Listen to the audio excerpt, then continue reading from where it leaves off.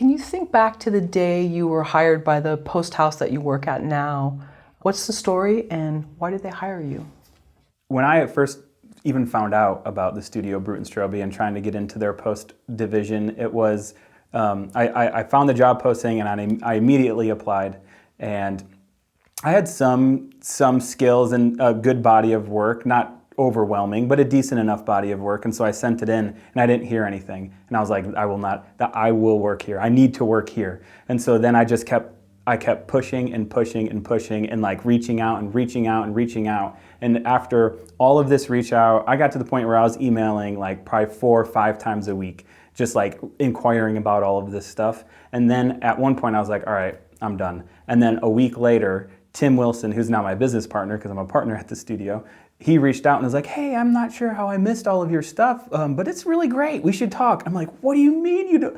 I emailed you so many times. And so it was just like very, consistent pushing and trying to position myself. And so it felt like such a relief. I was so excited because that was the first editor position, editor. Like I'd been editing, but that was where I could sell all my camera gear, focus specifically on this craft. And so I saw it as an opportunity to like shed everything else and focus specifically on the craft of editing. And to do it here with these people, it was an honor. It was really exciting.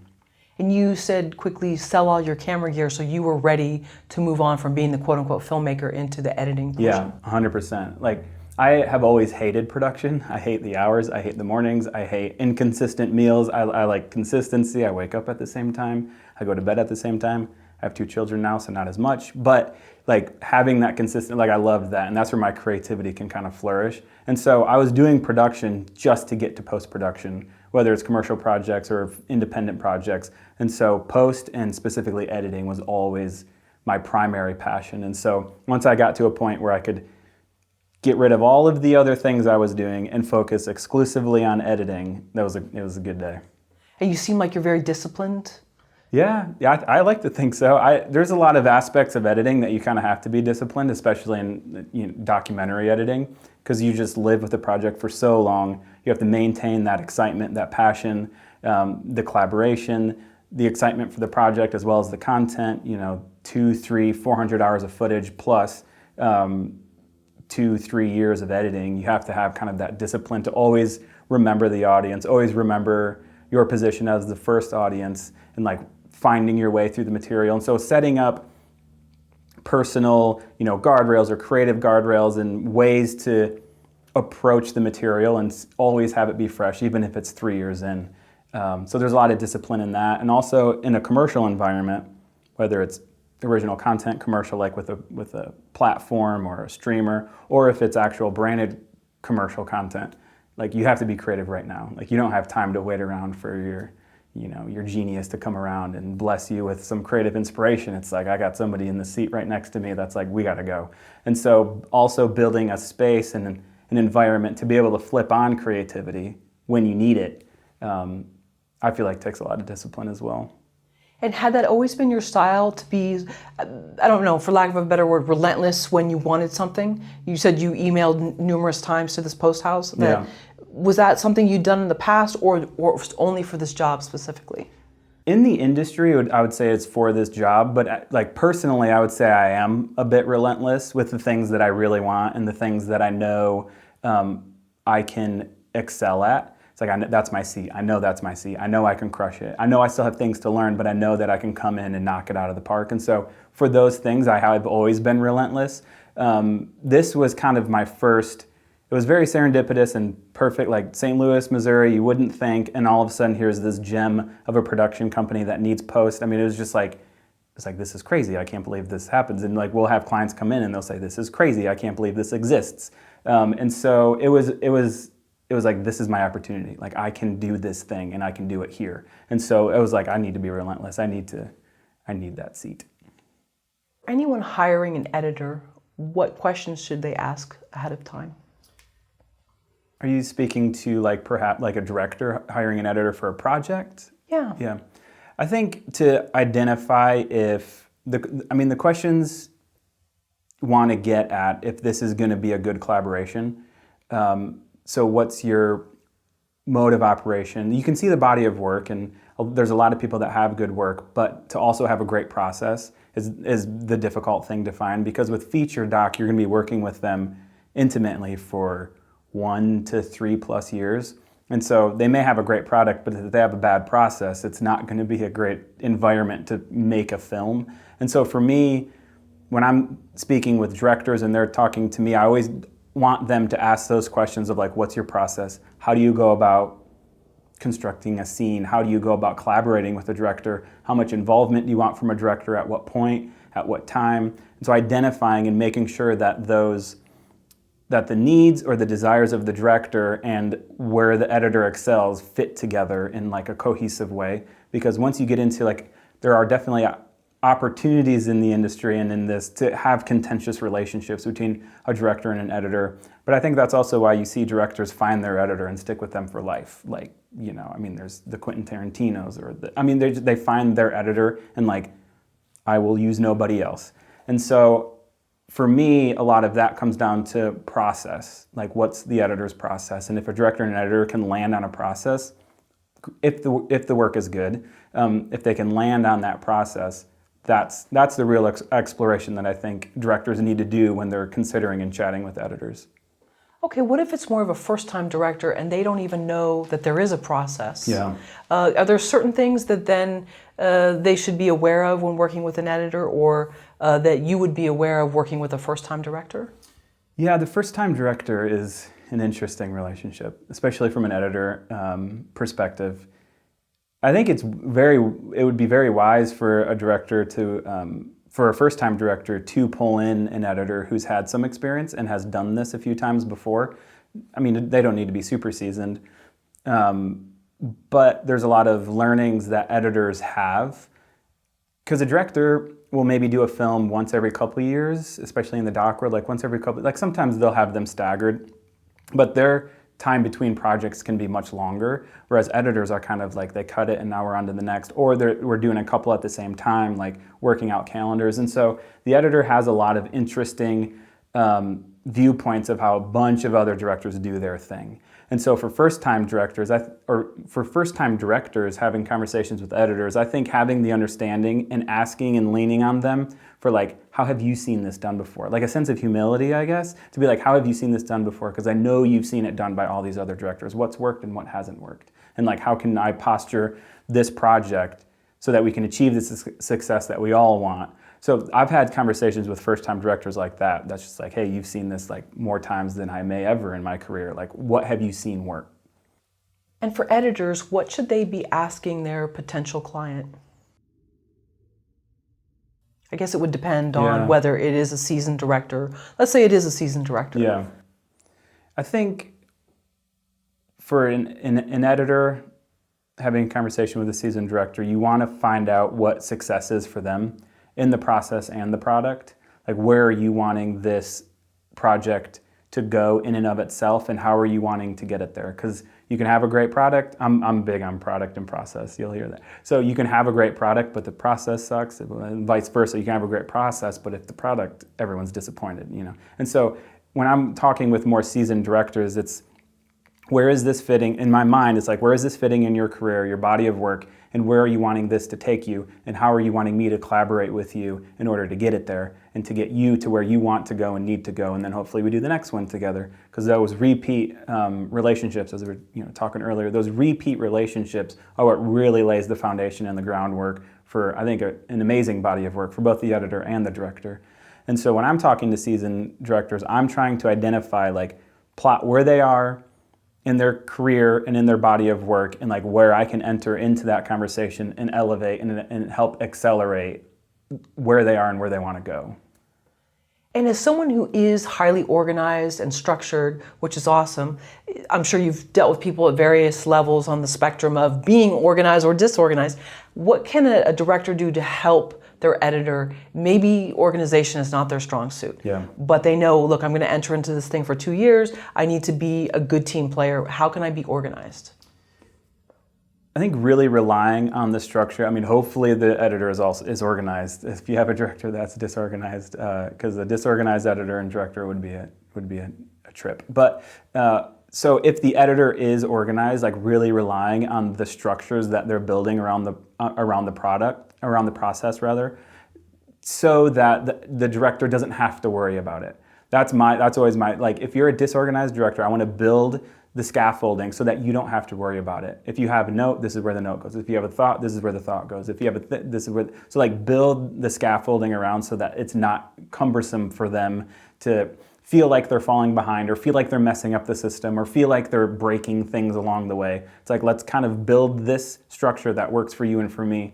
And so for every project, it's a totally different, not totally different, but it's a catered workflow. It's a catered process because this director is an individual. They're unique. They have their own quirks. They're organized in this aspect, not in this aspect. So let's build different structures around the process so that they feel comfortable and they feel, taken care of by the process. Because honestly, you like want all of that stuff to get out of the way so you can always remain high level, creative, conceptual, storytelling, making movie. Like you want to remain there. And so if you're getting too bogged down in the mechanics of it and the organizational of it, like that should be the editor's job to either organize or to help the director have a process to be organized.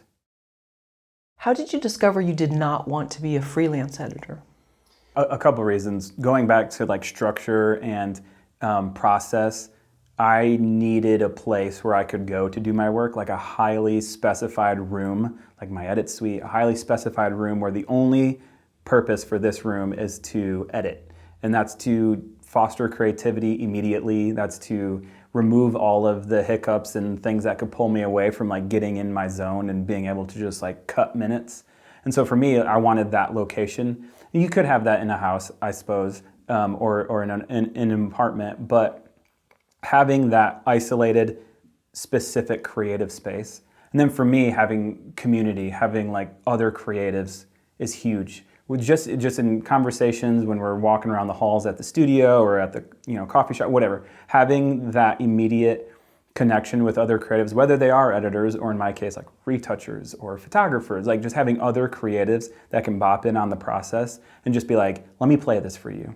I wouldn't, my edits would be half of what they are without my people just being around and like, can you come in and check this out? And like the room just changes when you press play. You could have been working on something for 3 weeks and you're like, this is great. And then someone comes and you're like, can you come and watch this? And they sit down and you press play and you're just like, you don't have to say anything. I know everything I need to do. It's like, you just see everything different when other people are watching it. And so kind of the combination of like needing a place, a physical place that I wanted to like go to edit, and then also having like a consistent creative community of people that I've worked with. I've worked with some of these people for 10, 12 years, and so there's that understanding of the process and where we are in the process. They can speak into it. They know what's appropriate to say, what's not, all of these different things. And so for me, needing kind of that brick and mortar as well as that like flesh, that like personal connection of consistent collaborators from not a directorial standpoint, but from like a co-editor standpoint, like that for me pulled me out of freelance. Like I just don't like billing and invoicing and stuff like that. So like that just pulled me out of a desire to freelance, and I wanted to be somewhere. I wanted to like foster and build a foundation that would hopefully support something bigger and better than just myself. So we're getting into a more episodic doc series for some major platforms, and like their security, what they demand out of the systems and what they demand out of the servers and all of that stuff. Like I'm understanding and seeing the ceiling of where a solo editor could kind of fall in that. And I know they can staff up and stand up a post house and for a show like that, but I love having the consistency of collaboration, the consistency of process. Yeah, I think you'd said in a prior interview that you have a shorthand with people that you've worked with previously, sort of just like this almost unspoken thing where you intuitively know certain things. Totally, and not only that, but they also can call me on, like, you did that before, don't do that again, like, come on, like, this is you know what I mean? And so they know my body of work, they've seen me create my body of work, I've seen them create their body of work.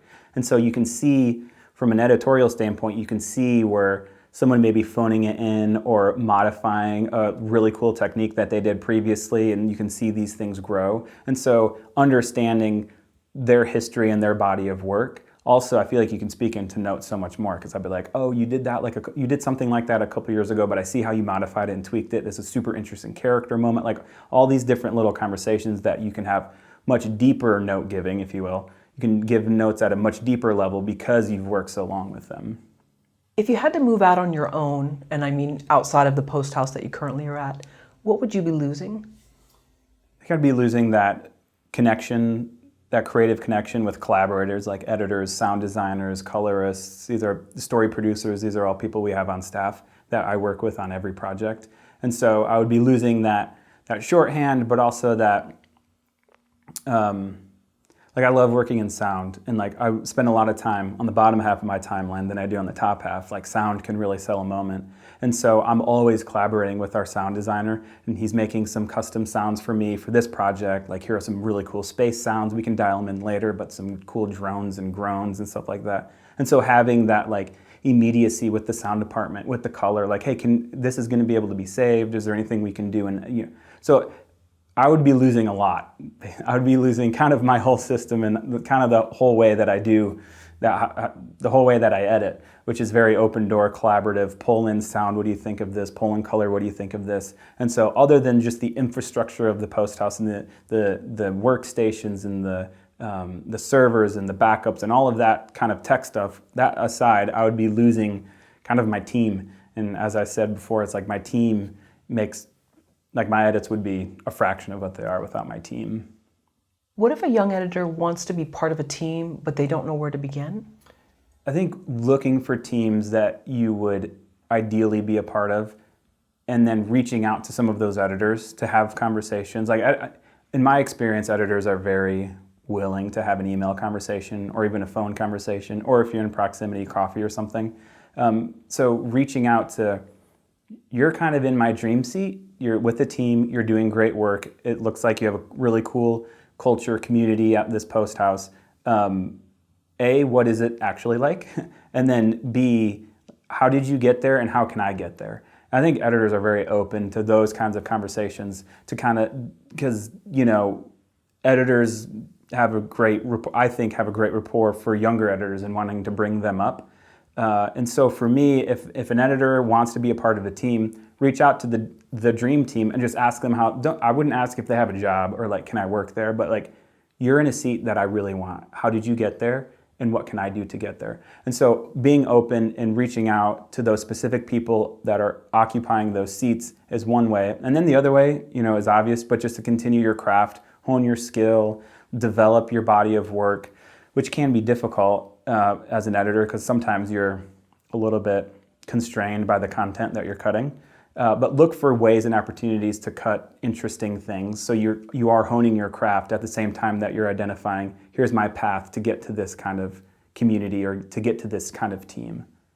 Now, we are in a very competitive industry, so how could someone phrase an email or even if they do meet someone for coffee in a way that doesn't feel like I want to actually take your job? Yeah.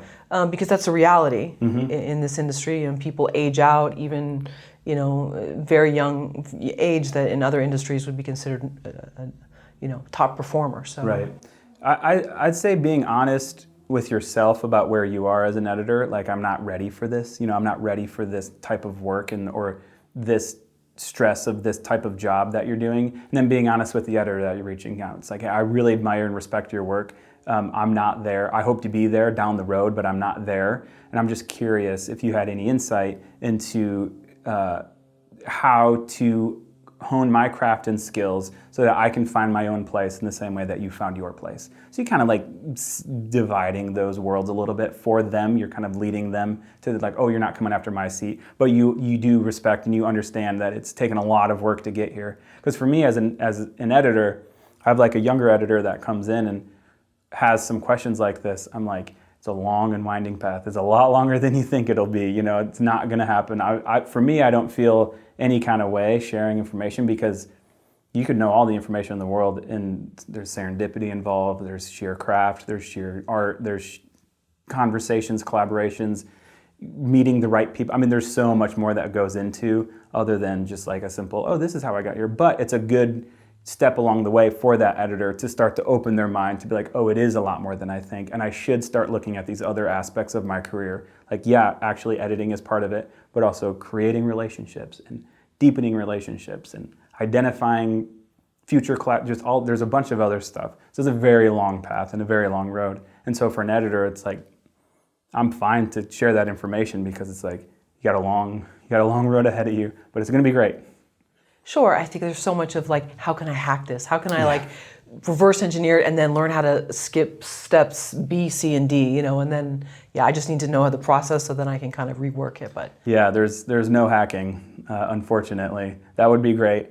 I think you might be able to hack into one great job maybe a little earlier than or you should have, but hacks can often be found out pretty quick. And so there's not really a hacking scenario or aspect to getting in the industry, especially if you want to have a long, prosperous, not necessarily financially, but just like the stuff you get to make. Like if you have a long career that is like stuff that excites you, hacking and trying to take shortcuts, you're not really going to get there.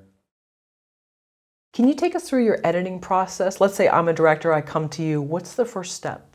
The first step, depending on how far we are through production, even not, but is just to watch all the footage. And usually I want the director to go away, like let me watch don't give me anything yet. I don't want to know. Just like let me watch the footage. And that part of the process for me is like very sacred. It's like I'm the first audience. And so I'm looking for things that bump me, that inspire me, that make me think, or I'm looking for things that I can take and then polish off for the second audience, which is the true audience, the larger audience. And so for me as an editor, like occupying that seat of the first audience is like, I need that time with the footage to watch down, to understand what we have, to start to understand the characters, to form my own opinions about these people, about the story, about how I can see this unfolding. I just need that time with the footage. And then after that, I like to pull in the director, and we can have like a very fruitful and engaging conversation of like, where are you? What do you see? This character, this moment, this story, how do you see it evolving? How do I see it? And we can start to have this like dialogue, this back and forth. The director's been with it for a lot longer at this point than I have. And sometimes they'll come to me and they're like 50% through production, 0%, 100%. It's kind of all over the spectrum. And so, 0% is different than 50, but with whatever footage is there, it's like, I need to form my own opinion, have a conversation with the director, what's your opinion? And now we can start to collaborate and actually put scenes on the timeline. Let's suppose I'm more of a control type person, controlling, and I like want to sit in the edit bay with you on the first pass. It's almost like a backseat driver. It's better to have you sort of be there and soak it in with your own eyes without me telling you the reference of this scene or that. Yeah, definitely. And for me, I don't do well with controlling directors, and I usually do not work with them, and I will try and not work with them. And that's from especially documentary. Like documentary is the editor's medium. There's kind of no way around it. I mean, the assembly and the building of the story, and in collaboration, obviously very close collaboration with the director, but there is that I feel like the editor's role is elevated in documentary. That's a little bit differentiated from scripted necessarily, because you're kind of coming up with the script together, sometimes an actual script and writing out, but sometimes just in outlines. How do we want this to feel? And then I can get in there and like start to craft the emotion, craft the tone, the pace, the music, the sound, the cuts, all of the things to kind of create a thing for the director to respond to. And then the director can kind of ebb and flow and nudge it down the path, and we can build it together. And so for me, I need a very collaborative director, because I want to bring everything that I can bring to a project, everything that they can bring to a project. And I believe in any good documentary or film or art is that always 1 + 1 should be 3, never 2. Like the thing should be greater than the sum of its parts. And like, I don't know what this is. You don't know what this is, high level, theoretically. But let's like walk down the path and discover what the film is together. And so, the process for a director, and potentially a super controlling director, for me, great documentary is coming to the process with a question rather than the answer. Like, I know what this film is. It's like, that's very hard to make a documentary with that kind of disposition. And so for me, it's like, this is what I think it is, but there's something in the footage that's much more than I thought we would capture. That's a more exciting starting point. Right, because there's that cliche sort of, there's the film you shoot, Yeah. and then the film kind of tells you what it is. I guess what I'm trying totally. to say. And I feel like for me, once I'm cutting, I feel like I'm just pulling a thread and it's unraveling and it's telling me what it wants to be. So I feel like a lot of times we with the director discover the film rather than create the film. It's like the Michelangelo, like with David is already in the block of marble, just chip away everything that's not David to arrive at what is David. I feel like that's a documentary, a huge amount of footage, and you just chip away at what is not the film to arrive at what is the film. And so, but I always like having that kind of question of discovery and trying to identify and catch the film, if you will. But even with narrative, you also have the same process, right? Yeah, totally. Okay. So the editor they don't need to be telling you, well, in this scene, I just want you to know that she really meant that. No, I need to be alone with it. Yeah, totally. And I think there comes a point, like I try and keep my directors at as high of a level as I can from like a story standpoint, like be head in the clouds director, like tell me everything, your hopes, dreams, and desires, and like let me work in the weeds. And then over time, as the film starts to come together, the director can descend and then come into the weeds. And you definitely get to a point where it's like, I feel like we should trim 2 frames there. You know, it gets to that point, but it's like you don't want to let, as an editor, you don't want to let it get to that point too soon because you kind of lost control of the thing. You've kind of let go of the process, and all of a sudden the process is getting in way of the product. Like, this is the first pass of a scene. Like, we shouldn't be talking about frame trims quite yet. Like, let's stay high level. Let's get the clay on the table so then we can start, you know, I feel like it's like putting clay on the table, getting the rough structure of the, you know, of the bust or the head or whatever you're making with, and then you slowly continue to work in more and more detail. You know, you don't want to just take it, just like get in details really quick because it's going to change. And so it's kind of a refining, honing process from like an amorphous glob of clay to a beautifully refined sculpture.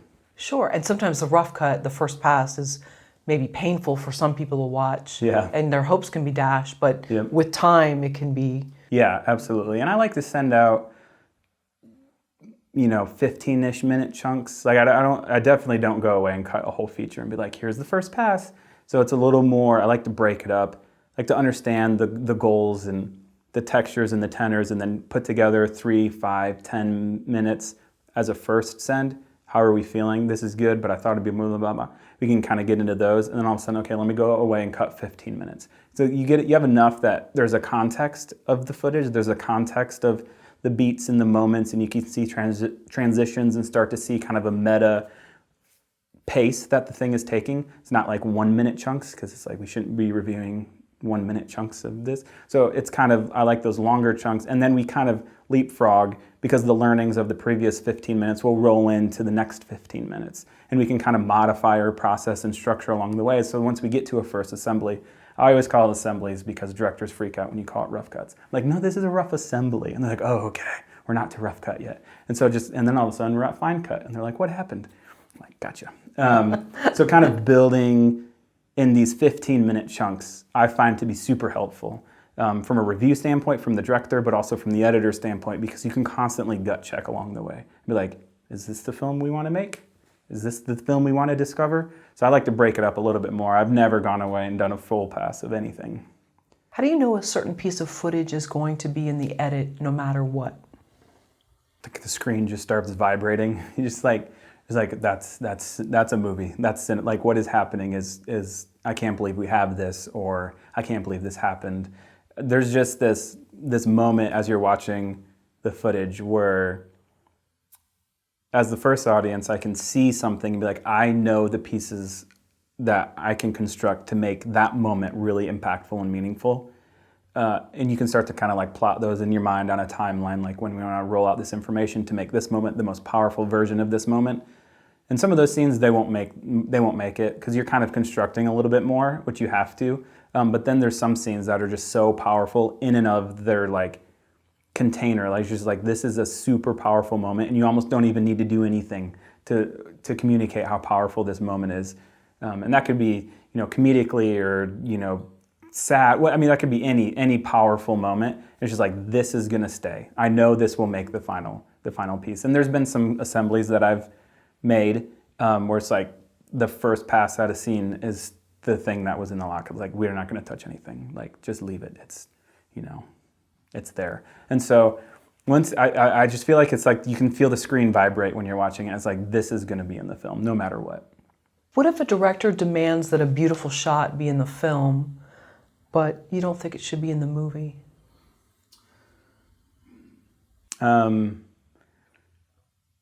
At some point you concede. At some point you have to concede. But for me, I need to hear a very strong, if I feel very strongly that it shouldn't be, because it's detracting from the narrative, it's detracting from the flow, it's detracting from some kind of fabric that the film is landing in. I need to hear equally or greater compelling argument for this shot to be in the film. Bresson says not beautiful shots, but functional shots. Like, every shot should be functional first and then beautiful second. So if you give me nothing but beautiful footage, that's great, and there will be a lot of beautiful shots and things. But if we're constructing a film, if we're constructing a narrative, we're constructing an experience for the audience, like, beauty plays a role, but it's not the primary role. And so, if I think a beautiful shot should not be in there and I have some decent reasons, you should come at me with better reasons why it should be in the film. And just because it's a beautiful shot doesn't work for me. So it has to lend to the story or the information in the documentary, whatever it is. Even a music video, Yeah. If it's just a beautiful girl or guy, Yeah. Does it lend to? I mean, some genres of like music videos or something like that. Some genres lend themselves to just arbitrary random images, and it just looks cool. And okay, fine, it's a music video. But if we're trying to tell a powerful story, like, it's got to be functional first. Like, it has to push the narrative forward. If it doesn't push the narrative forward, then like, why is it even here? And so, for me, every shot needs to have those. It needs to have energy in and of itself from a narrative standpoint first, and then a visual standpoint second.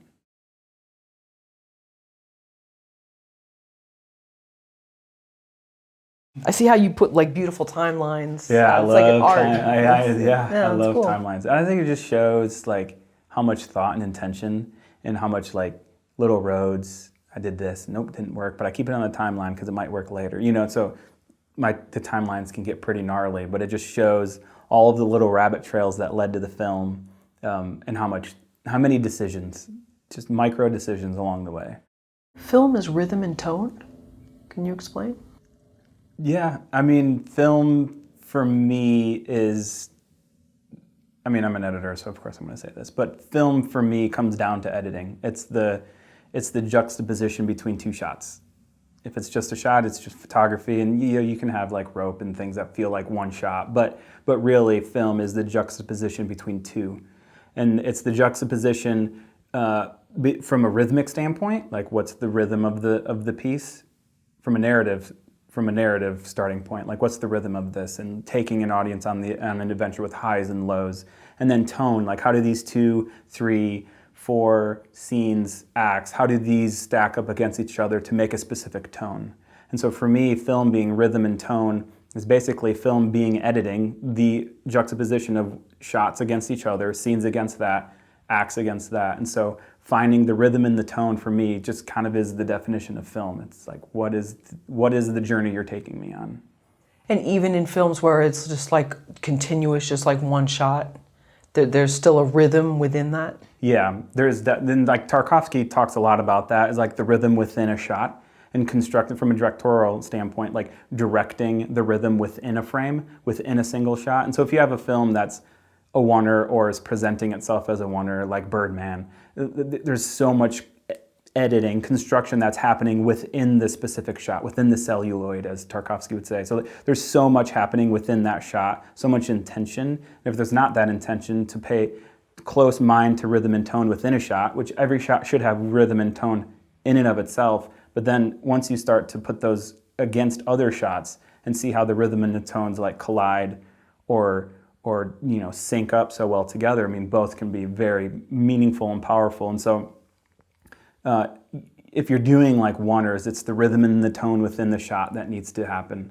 And then if you're not doing like big long one takes, it's what's the rhythm and the tone between the string of shots. And a lot of times I think of it as like pearls on a string, like small pearls, big pearls, pearls that have like a nice wave to them, or just like big ones, small ones. So like, what's the rhythm and the tone of this shot, of this bead, of this string of pearls? Because it's gonna have like a unique shape in and of itself.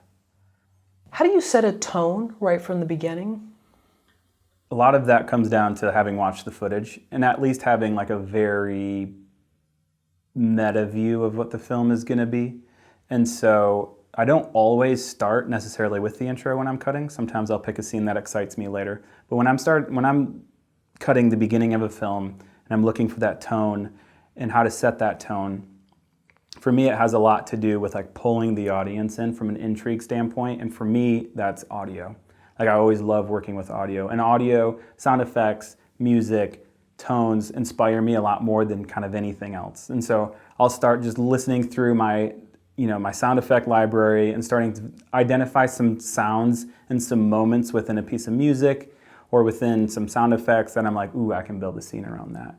And then from there, it's how much do we want to tell the audience? How much do we want to leave the audience in the dark with what we're doing?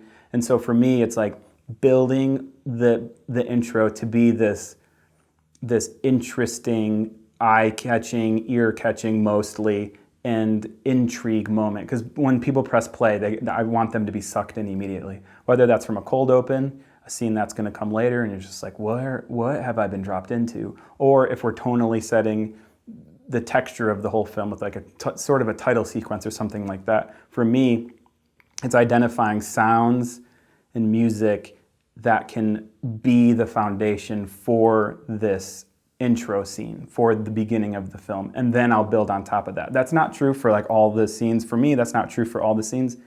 I never usually start with music, but when I'm talking about the beginning of the film, it is that music and that sound that really kind of inspires me, and I'm like, this feels like the beginning of a movie. What if the director either doesn't know what they want tonally or there's some miscommunication? So then they see this tone that you've established and you're in love with it, but then there's some incongruency there.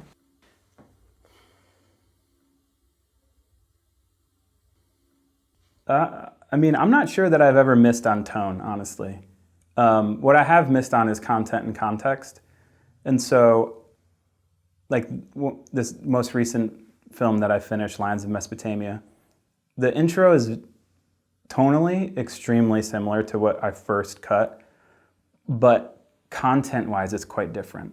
We went down one path and it was like, no, it feels too much like a trailer, like we're showing bits and bobs of the whole film throughout. Maybe it should be more about the history of Iraq from 2000, so the content changed dramatically, and the director, Lucian, had a lot of thoughts, and we had a lot of notes, and we went around so many notes to dial in that intro. But if you play my first intro and the one that is now, and you close your eyes, like tonally, it's already there. Like you can totally feel that the tone is there. And so I take a lot of pride with tone and like feeling like I have my finger on the pulse of tones within films, and that, it comes from enjoying other art forms and reading and writing and looking at things, watching things, trying to expand your palette.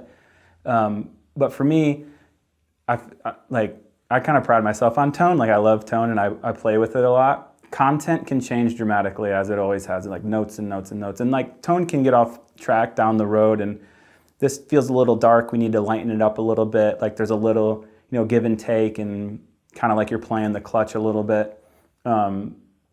But I've never really been at odds with a director. I think that part of it is my obsession with tone, but I think the other part of it is those early conversations with the director and like identifying what they want in this and collaborating and having those communications early on. Like, oh, I think it should be like this. I think it should be a little bit more, title sequency rather than this, So we've had conversations about hopes and dreams and like, oh, have you seen this? This is cool. So it's like all of these inputs from the director and from me to the director kind of prime the scenario for it to be at least tonally right out of the gate. Okay, so tone is usually agreed upon, and you both kind of know that, but it was just maybe you were giving away too much stuff in the beginning and it felt like a trailer, you said. Yeah, exactly. And I think it's agreed upon in like the spiritual sense. like we know the general direction we want the tone to go. It's not necessarily like outlined in document with X, Y, you know, it's kind of started to emerge from more ambiguous conversations about things, but I know like roughly where we should go from those conversations, and then I'll just go at it hard. And then, you know, like I said, content can change, but it's like, yes, this is a lot of what we've talked about over the past couple of weeks. This feels right. It just feels right. What makes an edit feel right? So many things. I think it's the shots feel right from one to the other. It's the sequences right next to each other. It's the scenes right next to each other. It's this to make the acts and the acts feel right together. It's, you know, it's the very minute feeling right impacts the overall feeling right. And so you can't get, as an editor, you can't get too particular and specific with something. Like, it just demands so much attention. Because what you do in the shot to shot, the frame trimmings matters from the meta standpoint as well.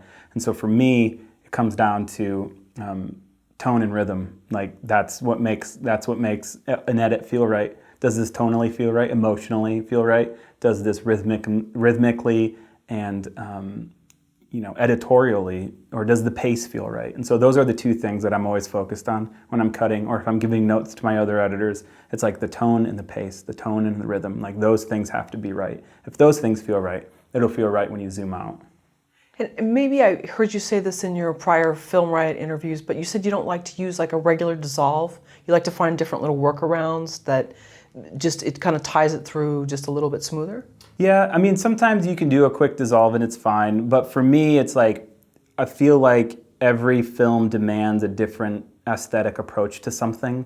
Sometimes you can use an out-of-the-box transition or the quick and easy one, but then also there's times where you can accentuate this transition, whether it's, you know, a hard cut, a dissolve, a flash cut, doing overlays, these different things. Like, use something that tonally feels right in the moment. And I don't really know how to, you should like, this just feels right, I'm gonna do this. And it could change, but it's just like, in the moment, I feel like this is what I want. Like, as a viewer, as an audience, as the second audience, I feel like this is what I want. So me as the first audience, I'm gonna do it. How important are your own emotions and feelings when you edit? When you're sitting down looking at this footage, whether it's the first pass, second? I mean, I think they are important, and then they're not important. I think they're very important because you're experiencing a scene for the first time. So it's got to move you as an editor. It's got to move you as a viewer, more importantly. So you're always keeping in mind that second audience that's coming behind you to watch it. And I want to polish a moment to be as powerful and as information and emotion rich as it possibly can. And so, of me, especially if I've seen a scene 300 times and I still have an emotional reaction to it, like, we're onto something good. Like, this is good.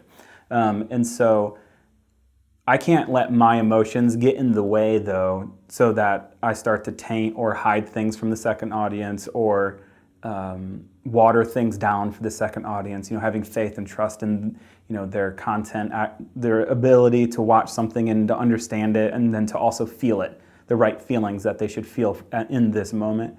And so for me, it's, my emotions matter as long as I'm keeping the audience in mind. Then my emotions matter. If I'm being selfish and only focused on my specific emotions and I'm not thinking about the audience, that's when my emotions can kind of start to get in the way of the film becoming what I think the film should be. It goes against a lot of what Rick Rubin is saying now, but in filmmaking, I feel like it's so important to keep that audience and the experience that audience is going to have. Right, because isn't it your job to sort of stay detached? Yeah, it's your job to stay detached from,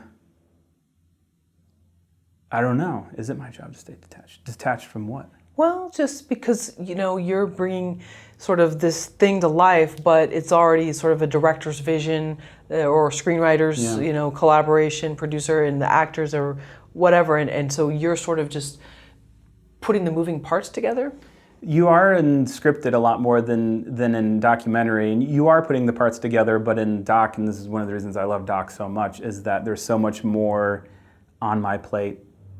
So much more that is demanded of me as an editor to bring much more, and that's why a lot of documentary editors are getting credited with writing credit on those films. Like, there's just something different in the there's something different that a doc editor has, the role that they have to play, than the scripted. And so for me, it is detachment, but it's also like severe attachment and like really fighting for the content alongside the director. And fighting is kind of necessitates an adversary, like something you're fighting against, but it's not always like that. But you always feel like you're fighting for the film to be the best that it can be.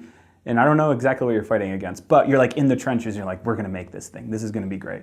And so there's a level of detachment, but then there's a level of attachment. And it's, shoulder, arm in arm, shoulder to shoulder with the director to like bring this thing like out of the fog and like into the light. Yeah, I think you said previously that it's kind of magic when you can, quote, discover the character, not just see it created. Like you feel like it's a real person. Yeah. Discovery is, for me, like the process of making a film, it feels very discovering. And you're going back and forth with the director and you're cutting and you're refining. And then all of a sudden there's just like this beautiful scene there. And you're just like, where did this come from? It's like, I don't know. I don't remember making that. Did you make that? No, I don't know who made that. Like, where did this come from? You're constantly discovering what the film is. You're discovering different scenes.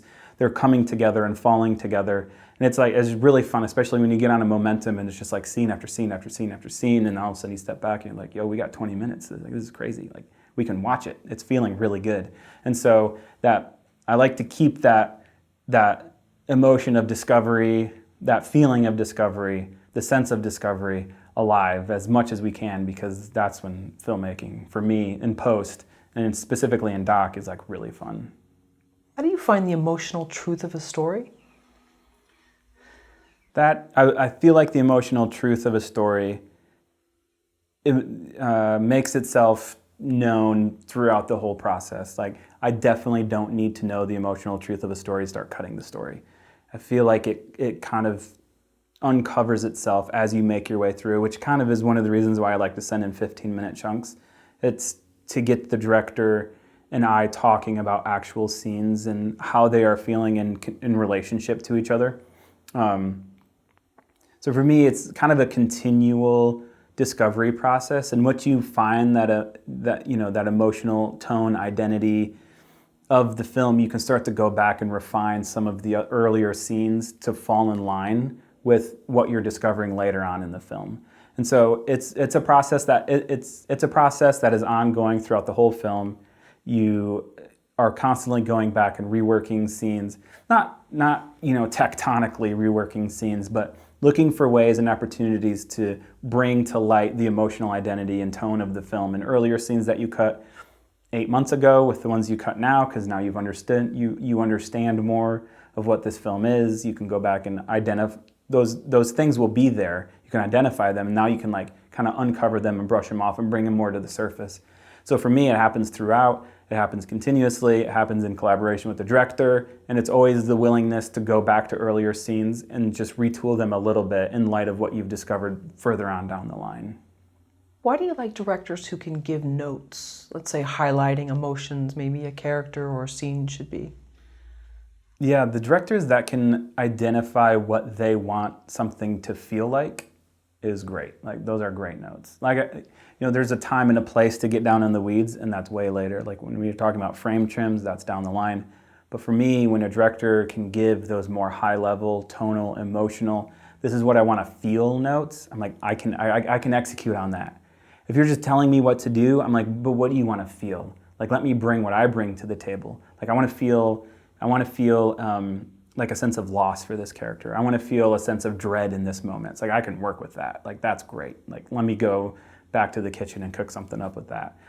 So for me, having directors that can give those high level, ethereal, some would say, some editors get frustrated with those kinds of notes, but for me, I'm like, tell me what you want to feel, and then let me take a pass at it. And then we can refine and actually get into the editing process. But like, let me put the proper clay on the table, and then let's come back. And how do you actually insert those notes in the timeline? Is there a process that'll pop up at this minute, sad or whatever? Yeah, there are some things. A lot of them are conversations and just like on the phone, texting, whatever, having that open dialogue throughout the process. But then we use Frame.io a lot, which does sync with the timeline. And so the director can like go in there and drop in a timecode specific note on Frame, and it'll pop up on our timeline. And so some of them are specific notes like, hey, I'm thinking this here, but some of them are just like, hey, right here is where I think the tone should start to shift and like move into this area. And so there's a couple different processes. Honestly, when we're talking about that more emotional, high level, abstract notes like that, those are often discussed over calls or in person or text, stuff like that. Usually frame comes in handy when you kind of get into the nitty gritty. So it's just a lot of conversations, a lot of dialogue, it's a lot of back and forth to identify, because sometimes they want an emotion. I'm like, I don't think so, because in 5 minutes we're going to get there. But this is like setting there up. So like, let this be this, and then we'll go there later. So having that dialogue to push back on each other and to make the best thing together is ideal. I understand you love poetry. I do, yes. Have you written poetry yourself? I have from time to time. I'm more of a reader and like an enjoyer, a basker. Like I just like to be with a poem and just read it. But I would not call myself a poet in any way. How would you compare poetry to editing? The link in, for me, the relationship between poetry and editing comes in tone and rhythm.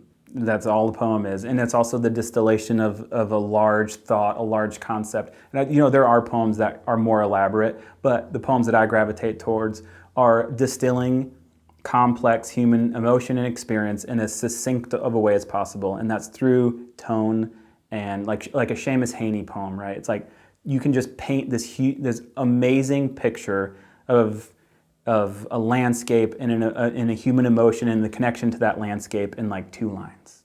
And it's like the use of the tone of the words, the specific words that he's using to put next to each other that elicit kind of like I'm there, like I can taste the ocean air, the breeze coming off. You can just take you there immediately, but then it's also the rhythm with the words, it's the rhythm with the punctuation. And so for me, when I'm cutting, it's like, how do I make this feel so much deeper and greater than just a couple few shots next to each other? And then how do I deploy punctuation? Like I want this cut to feel like a comma, or this cut to feel like a period, or this cut to feel like a exclamation point. Like how do I use kind of this this poetic structure on a page and adapt it to a timeline? Like that, I mean, I could geek out on that forever. Like that, I just love that stuff. We have a little exercise we want to try. I have Okay. a poem here, and we'll see how it goes. So, once when I was young and true, someone left me sad, broke my brittle heart in two, and that is very bad. Love is for the unlucky folk. Love is but a curse. Once there was a heart I broke, and that I think is worse. That's a poem by Dorothy Parker, a very short song. Yeah. So I don't know how you would edit to that. I don't know if there's a way to show it in our conversation without actually showing something on the timeline. Yeah, no, I mean, for me, that poem kind of has this almost like wave to it. Like the line breaks, and where those line breaks are very intentional, and where that the rhythm of the poem kind of lulls you into feeling that this heartbreak that was experienced is the thing, and then the end, and juicing that up. I can feel in the poem like it's getting juiced up, that the individual's heart was broke, and then all of a sudden at the end it turns and it's like, I broke a heart, and that's it, and now we're out. So you're like, well, tell me more about that. It's like, no, we're out. So for me, it's like that rhythm and the pace lulls you into sympathizing and feeling empathy for the person that's speaking, but then all of a sudden it gets turned around and the mirror is now on the person. It's like, I broke a heart. So for me, there's a lot of inspiration in that from a scene construction standpoint. Like if you want to pull the rug out on somebody, it's like lull them into like a rhythm, lull them into thinking they know what this is about, and then pull the rug out from under them. And the more you can lull them into thinking they know what this is, I feel like the more dramatic that turn will be. So that's kind of what I get from that poem, and the way that it's constructed. And then there's like some micro rhythm things in there that you can also dissect. But for me, it's kind of more of a scene construction exploration with that one, because it's like we want the mirror to turn. How can we accentuate that turned mirror as much as possible? Are there certain directors that their films are like poetries, whether they're like haikus or different things, like the way they construct a shot, it's very poetic? Yeah, I mean, the Maisel brothers do that great with like Salesman. incredible doc. And then, there's like your Ozus or Bresson or Tarkovsky. And Tarkovsky's father was like a pretty famous Russian poet. And so there's a lot of visual and rhythmic poetry that's just infused in their work. And even just like watching their work, you just feel like, you just feel it. You feel something under the surface that's much more interesting or intriguing or, calling than what is happening on the surface. And for me, that's what poetry is. There's something much deeper going on here than just the black ink on the white paper. There's something underneath that. And that's what I feel in poetry all the time. And so like those three are some that are just, for me, are watch as many as I can and just feel that. And then how do I convert that into doc and into the work that I'm doing? And it's not being too dogmatic about it, because at the end of the day, like, I'm making entertainment and it's fun and I want people to have fun watching it and I want these films to have a far reach. But it's identifying some of those tools of masters and how can I employ them into my specific scenario, my specific film, and my specific situation. So those are some that I just feel like they're poetry on a screen. Are there poems that you return to over and over again? Not necessarily poems, but I would say poets. Like Seamus Heaney is one that I am always reading because he just elicits such a strong sense of time and place and feeling. And so I'll collect things and poems and or poets based on more like their body of work and what they're doing within this specific collection or this specific body of work. So it's more of like a tonal organization for me rather than like specific poems or specific poets. But I would definitely, if anybody wants to like get vibe and tone and swagger, Seamus Heaney is a great one. Do you have a group of poets or a poem that you'll assign to a certain type of project, or there's like a rhythm, a staccato? There are some poems and poets. So for me, I'll be reading constantly. It's not a lot because poems are easy and quick to read. I mean, you can go deep and spend a dissertation on one poem, but for me, it's just like read one here, read one there, have them at the ready. So there's always kind of this trickle for me with poetry. And then what I'll do is earmark things that I feel are like, ooh, this is very staccato, this is very rhythmic, this is a very like, when Cummings is like super weird abstract where there's just like random words on a page and you're called to find the meaning. And all of a sudden I'll be cutting a scene that I feel like, oh, I should go reread that poem. And so for me, I'm trying to remember and segment things out. So I'm just kind of constantly absorbing. And then when I come upon a scene or a film or something, I'll go back to that well that it feels very akin to and kind of refresh myself and live in that poetry world for not the whole duration of the film or anything like that, but just like revisit it from time to time to like reconnect with like what pulled me in rhythmically and tonally to this poem. I can now see that through the lens of this film that I'm working on and try to pull in some of those qualities and attributes. Is a timeline like a poem? I know you love timelines. You have them on your Instagram, just these beautiful works of art. It's really an art that you show these pictures. Thanks. Yeah, I've never thought of it, but I love that. Yeah, I love that because there's something visually about. I mean, the first time you read a poem, you don't even read it. You just look at what it looks like on the page, the shape, because it's not bound by grammar. The line breaks are intentional. The way it's presented on the page is intentional. You don't have to read a poem to start to kind of get a sense of what it is. And so when you're getting ready to read a poem, it's like, what does this look like?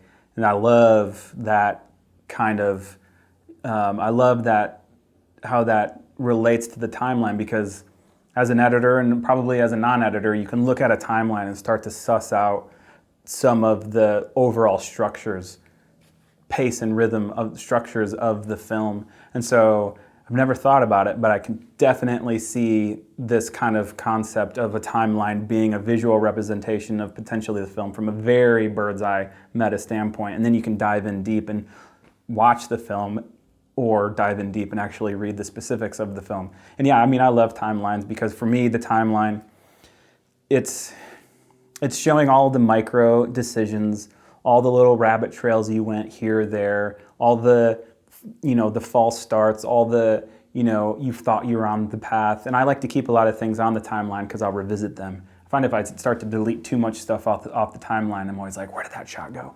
And so I like to keep things on the timeline. And then I like to present the timelines, like on Instagram or on my website, because I think it's a great way for someone to just like set back and be like, this was intentional.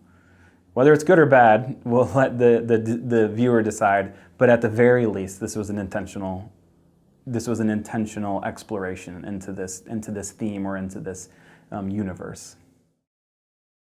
You mentioned on a podcast you did with Film Riot's Ryan Connolly that a lot of times a character will almost kind of like reveal itself to you after a while, that it's almost like you discovered it was a real person, not that you created it. Can we talk about that? Yeah, I think when you're spending so much time, especially in a documentary situation where you're seeing this person live their life, even as as small of the moments that you have in the context of their whole life, you start to pick up on things, and the character starts to kind of reveal themselves to you as the first audience, and you get all of these different aspects of the character, and as the character is, I feel like as the character is revealing itself to you, you're also starting to identify how this character fits in on the timeline and how they can push the meta narrative of the film forward. And so it's kind of this like two-handed process of letting the character in the film reveal itself to you, and now you can grab hold of what that character is and use them on the timeline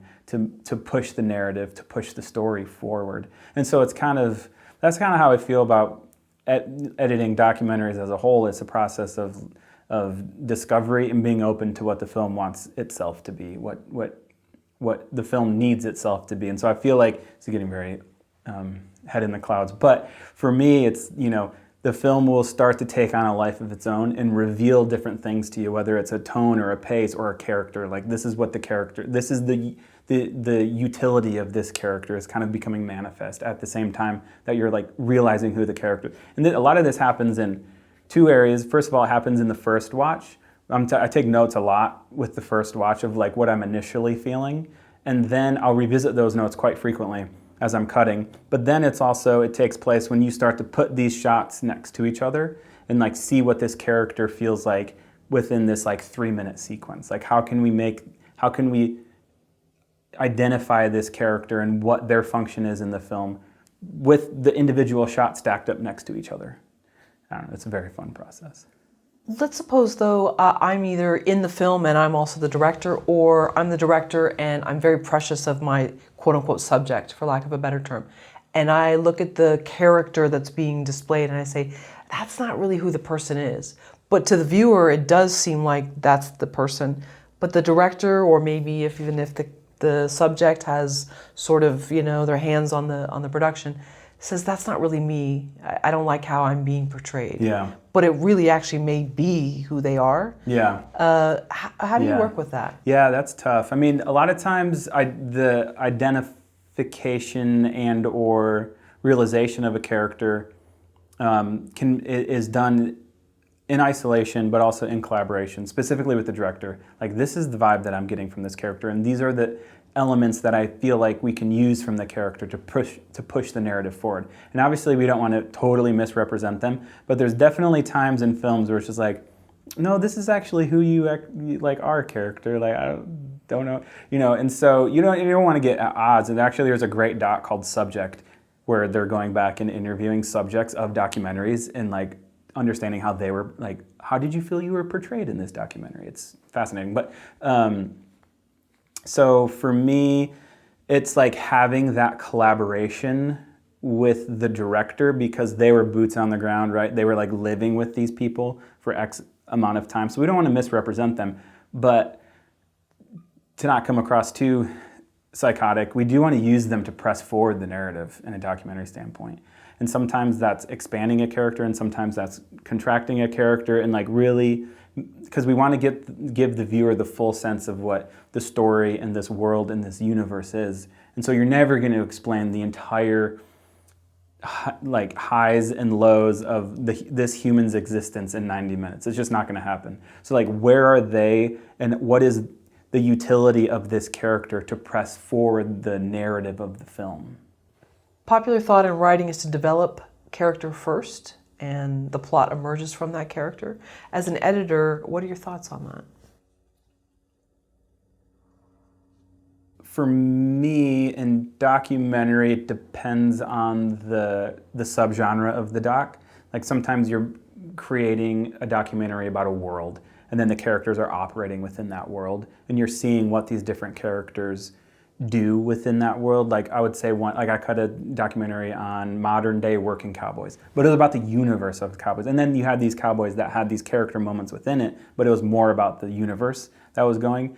But then the other one is a little bit more of that character study, a little bit more of that verite, identifying a character and letting that character dictate to some extent the plot of the film and like where this film is actually going. And so when you're talking about, from an editorial standpoint, when you're talking about more of that character study, that observational, that verite, you do really rely on the character a lot to like take you on that journey and to unfold the plot and the stakes, really, because the character needs to communicate what's at stake for them throughout the process, throughout the film, throughout this time period. It's really the character that tells the audience, like, this is what's meaningful, this is what happens if I don't achieve this, or I do achieve this, or if I fail, all of these different things. And so I'm often looking to the character to lay out what's at stake. And once the character lays out what's at stake, the rest, it falls into place. How important is a character arc in your work? It is and it isn't. Again, it comes down to the subgenre of documentary that I'm working on. For some films that are exploring a universe or a culture, if you will, or a time in history, you think like Ken Burns, like how important is a character arc in a Ken Burns doc? Not very, because they're kind of exploring this meta concept. And so those films are really fun to cut, and I love watching those films, and I'm all about them. But then also on the other side, there are some very intimate character studies where arc is everything. And once you start to see a character arc emerge, you get really excited, because it's like, this is the beginning and a middle and an end for this person, whether it's a process of discovery, whether it's a process of this is what I want and this is what happened with my desire. Like, having that arc gets really exciting, and I get really sucked in as a viewer to those character arcs. And so when I do have the opportunity to work in a character genre of documentary, like, character is everything, and it will pull an audience member in so deeply and will pull you into relating to and having empathy for somebody that you would otherwise feel like you maybe wouldn't have empathy for. Not that you would not have empathy, but it's just like, I've never experienced this type of person in my life. And so I'm just like so pulled into who they are and their arc and their journey and where they end up. And so from that end, like, character arc is everything. Do you think arcs have gotten stronger in some sense? Like you said, Ken Burns, so something that's more like verite or whatever, and maybe it wouldn't hit you over the head the way things now, it almost feels like bigger, faster, stronger. We need to have it just really in your face. Yeah, I actually think in some ways character arcs have gotten less prominent. I don't know if it's because platforms are not as patient with slower arcing characters, especially in documentary. There's a lot of documentaries about, celebrities and famous people and huge moments in history and things like that. They have a lot of sizzle, and they are really fun to watch. And I think there's a little bit less of an appetite, I think, on the platform from the platform's perspective than from the audience's perspective. But to have those more intimate character arc, I'm going to live with these people or these few people and watch them go on a 90-minute journey of self-realization or discovery, and where the big things happen in very small packages. Like, the boisterous things are very quiet. So for me, I feel like those kind of character study documentaries about not famous people in famous situations are actually kind of getting like pushed to the back burner a little bit and not given as much screen time as this wave of like very poppy and sizzly. For good reason. They're super fun to watch, and I love making things like that, and I love watching things like that. But I think some of those more intimate character studies are kind of getting a little bit of a little bit neglected at the moment. What bothers you about certain editing styles? I think when the style of an edit, and I like stylized editing, like there's moments where I get very stylistic, but I think when the style gets in way of the narrative, when the style kind of becomes front and center to what the film is about or to the story, that's when I start to kind of bump up against styles, and that can be anything from like tropes, editorial tropes, or like too boisterous or inappropriately boisterous moments in an edit. And I like boisterous editing. Like I'll definitely get into that. But it needs to be in service of tone, pace, narrative. It needs to be in service of the film, not the other way around. And so for me, like when those things start to detract from the overall goal and motivation of a film, that's where I start to have a problem with it.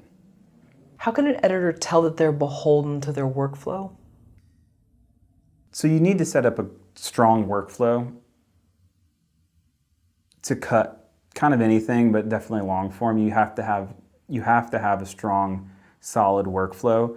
But when you start from an editorial perspective, when you start working very hard to maintain a workflow or maintain a structure of work, and you're almost working for the workflow, that's when it starts to detract. And so for me, as I'm cutting, there's always an ebb and a flow to the structure in my workflow. Like once I'm starting too hard to maintain a certain workflow, I'll just bail and look for something else. A good example is like note cards. Like I'll put scenes down on note cards and like put them up on my big board, and then I'll be able to start to restructure them and stuff like that. But at some point, I'm just editing for a day or two, and then I'll be like, oh, my note cards are all mixed up. Let me fix them. I'm like, why? I've abandoned the note card system. Like now I'm in the timeline. Like I am free to move on from that workflow. Like I don't need it anymore. I don't feel like I need it to move me forward. And so I'm gonna put that one aside and I'm gonna continue on this way. And so for me, those structures and workflows need to ebb and flow with the process that you're in. And if I'm like cutting a scene and then at the end of the day, I'm like, well, I guess I gotta update my board. It's like, that's not really what the board was for. Like, I feel like we're on a good path with just the timeline. Let's continue down that path. And so you set up the structures, set up the workflow, set up the guardrails, the walls to your sandbox, whatever you wanna call it, set those up, but then be willing to break it down and to ebb and flow with the workflow as the process kind of unfolds. So then set up the initial sort of way to do it, but then don't be spending so much time working on those ways that it gets involved in editing the movie. Yeah, like the workflow and the structures should work for you, not the other way around. And so set it up, but modify it as you go. What takes more skill, audio transition or video transition? My initial response is audio, because I think you can sell a transition with the speakers way more than you can visually. You can make a clunky edit feel smooth with the right sound, with the right moment, with the right sound effect, with the right volume. Like you can smooth a lot out.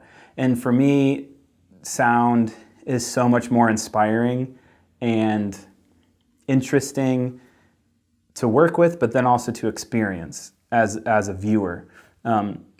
Bresson says, give to the ear what's the ear and the eye, but don't give to the eye what's for the ear. So, and like the speakers are much more interesting. You can do much more work in the speakers to communicate a thought or an idea than you're pretty limited with the screen and with the shot. I mean, horror, this is all horror is, right? It's like you're so much more scared by what you hear than what you see. Once you see it, you're done, you're good. But the sound is what gives you that feeling. And so for me, the audio transition makes the visual transition.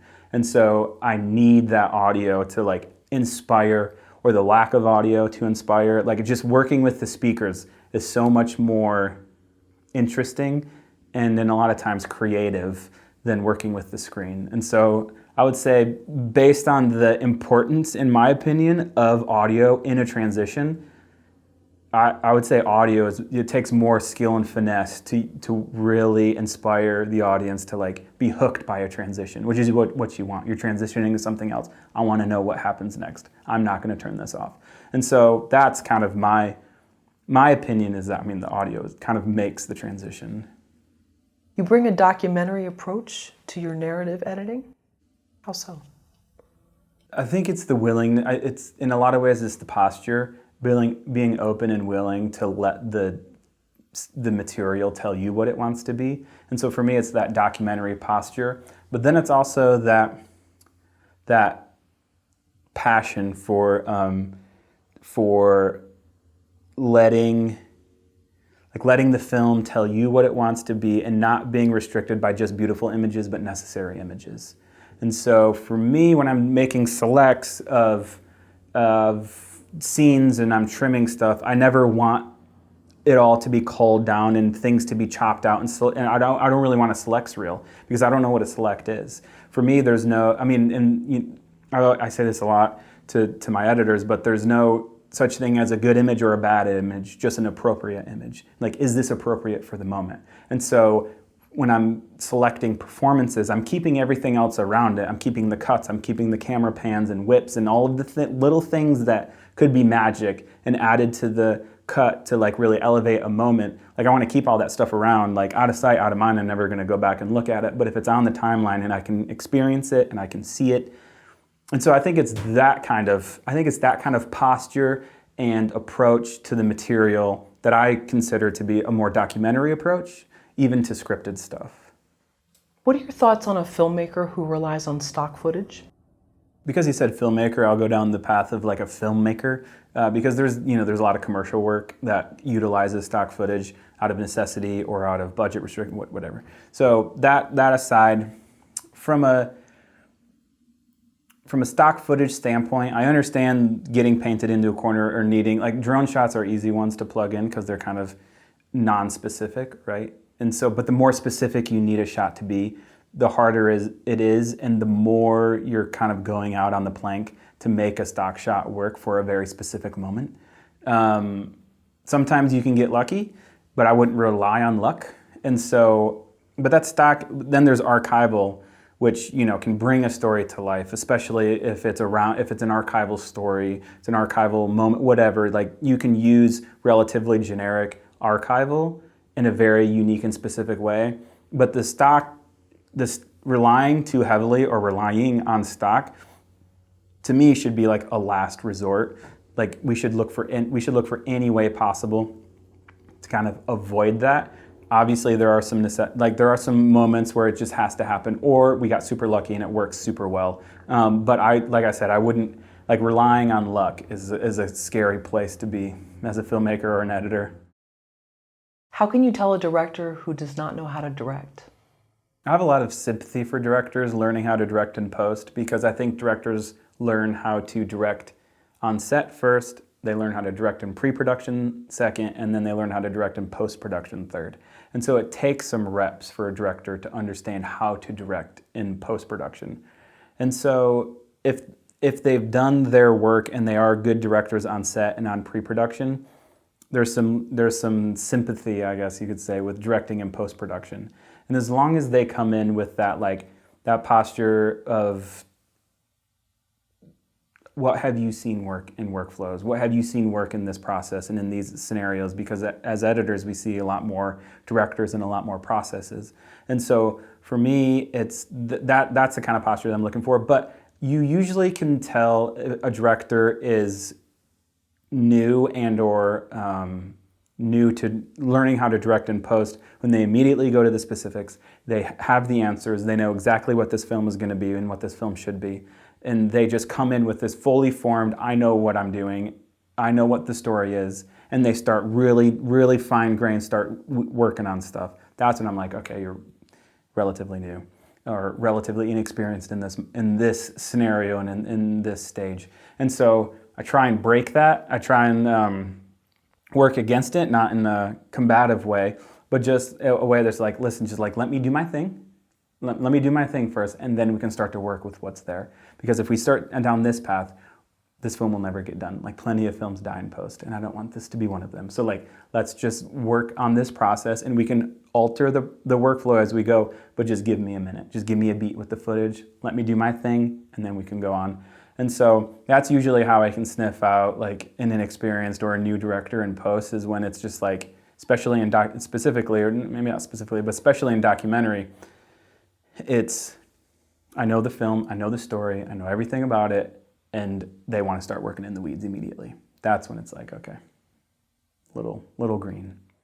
What about the footage itself? How can you tell that a director may be newer by, transporting stuff into the timeline? Yeah. Yeah, when I'm watching down footage, you can tell an experienced director because they see the narrative unfolding before them and they follow it. And then they shoot coverage for it. And so Lucian, who's the director of Lions, does great at this. He can feel a scene developing in the moment, and he knows what to nudge the subjects in what direction to start to build an environment. And then after he knows he's gotten that content, I see him bop around the room and do coverage and to get establishing shots, setup shots, details, things like that. And all of a sudden, it's not a ton of footage, but I have all of the building blocks I need right there. And so because I understand, I see him realize a scene as it's unfolding. And then he stays with it. He knows where the camera needs to be. He stays with it. He stays with the content, the subjects, the arc, the developing arc. And then after the moment has passed, he'll go back and start to pick up shots that I can use to build. And so for me, I can feel very, very like right in front of me when I see a director who understands, who's seasoned, and who understands something that's unfolding before them, and then they can chase that down. Conversely, I can be like, that's the story. This is happening. It's happening. Like the character arc is developing, and all of a sudden the director just like goes over here and like walks into another room. Like, what are you doing? Like things were happening. It was happening, and it can be a little frustrating. And so for me, it's that I can feel the director be like, it's happening, and they just like hone in on it. So in a sense, they almost know to let that moment be and don't interfere too much? Don't interfere too much or interfere appropriately. Like there'll just be little nudges, like, oh, let's talk about that again. Or can we actually maybe take that topic and like they can kind of just with ever so sleight of hand and just gently kind of continue to develop a scene. Because, it's like in documentary, I mean, we're all living a life that could be in a movie, but at the same time, it's like not always movie worthy. And so it's like something is happening and it could be a passing and fleeting moment, but like let's inspire that to play out a little bit more as a director. And like let's develop that a little bit more. Like let's go on this ride with the subjects. And so it's not interfering too much, but then it's interfering when you should interfere to like help a scene have a beginning, middle, and end with a character. Any director mistakes that just drive you crazy? One of them would be walking away from a developing scene. Like that kind of drives me crazy. Or turning the camera too quick or turning the camera off too quick. And a lot of that is, I know I'm speaking from a documentary standpoint because a lot of times the director is also holding the camera. But also in an interview aspect, it's like, being as good of a listener, when there are those talking head interviews, being as good of a listener as you are an asker, because subjects will bring up something that's like, ooh, that's interesting, like let's go down that path. And so for me, it's also being open and willing to in an early stage of the process, production, let the film tell you what it wants to be. Like something is happening, like follow that. And so for me, it's like when I know there's meat on the bone, I know there's more there, and it's just like, I understand timelines and they got to get out of the house and their family's got to eat, whatever. But there are times when it's just like, you missed it.